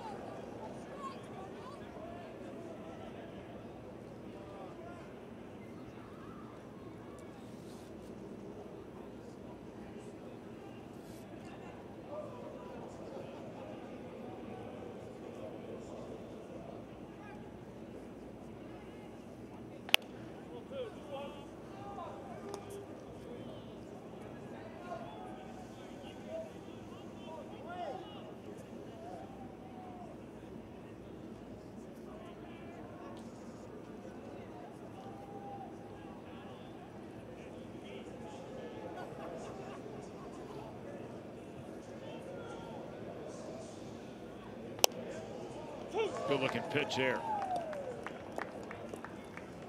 He comes right over the top of that fastball, not overpowering velocity, but he follows it up with that kind of overhand curveball. I don't think we've seen the really good ones yet, but I can see why he could win some games.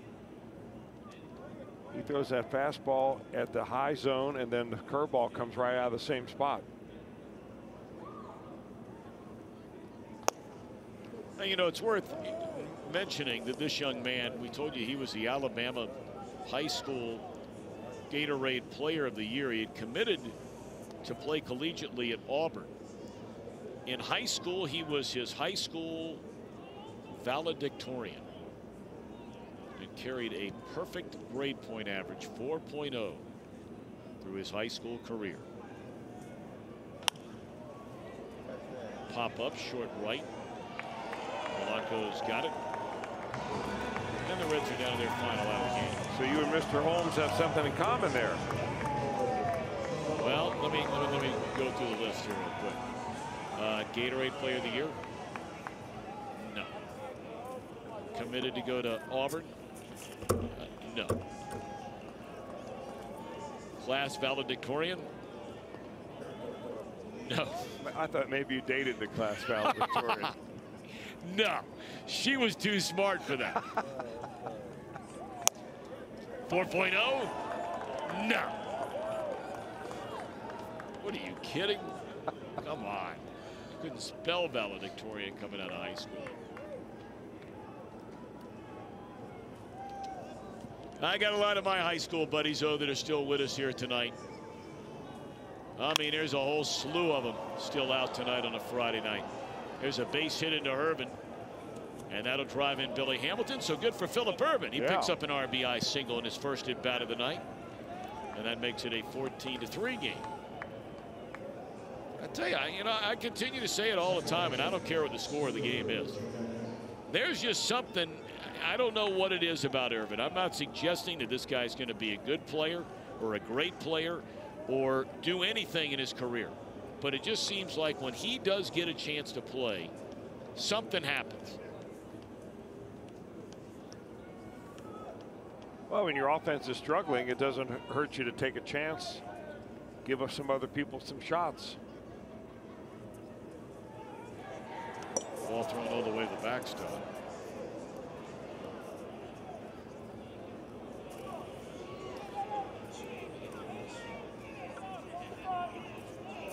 You and I were talking about that today. You know, you still got, a number of your high school buddies around from St. X. I got a whole slew of them around still from Anderson. And talked about Detective Gormley, and a whole bunch of them are out together, getting together tonight, with a few of them coming back into town tonight.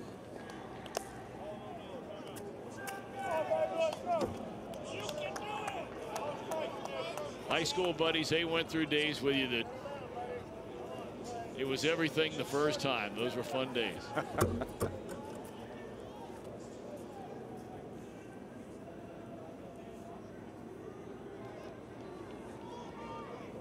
2-0 on Jeanette.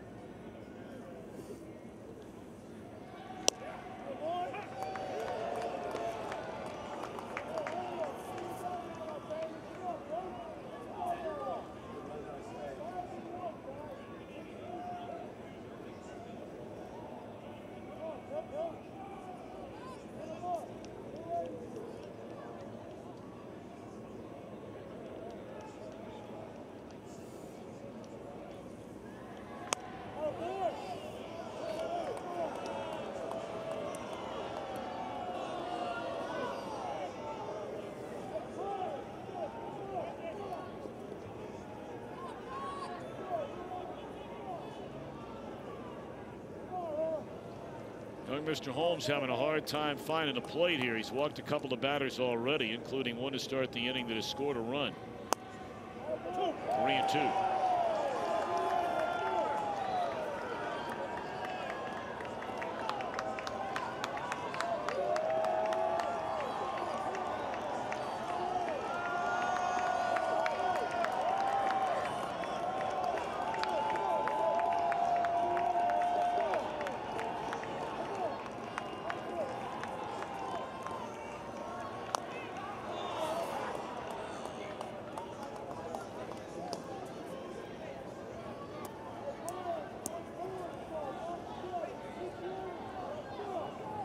Pirates trying to put this one to bed. Scooter trying to pick up the late RBI. 14-3 Buccos with 2 outs and a runner at second here in the 9th.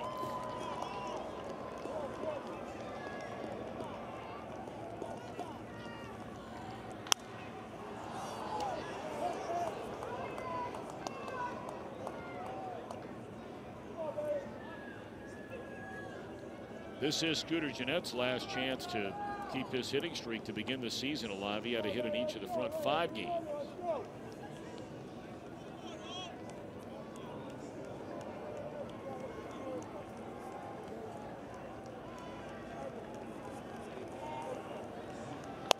And that's the old ball game. Pirates win it by a final count of 14-3. We'll be back in a moment.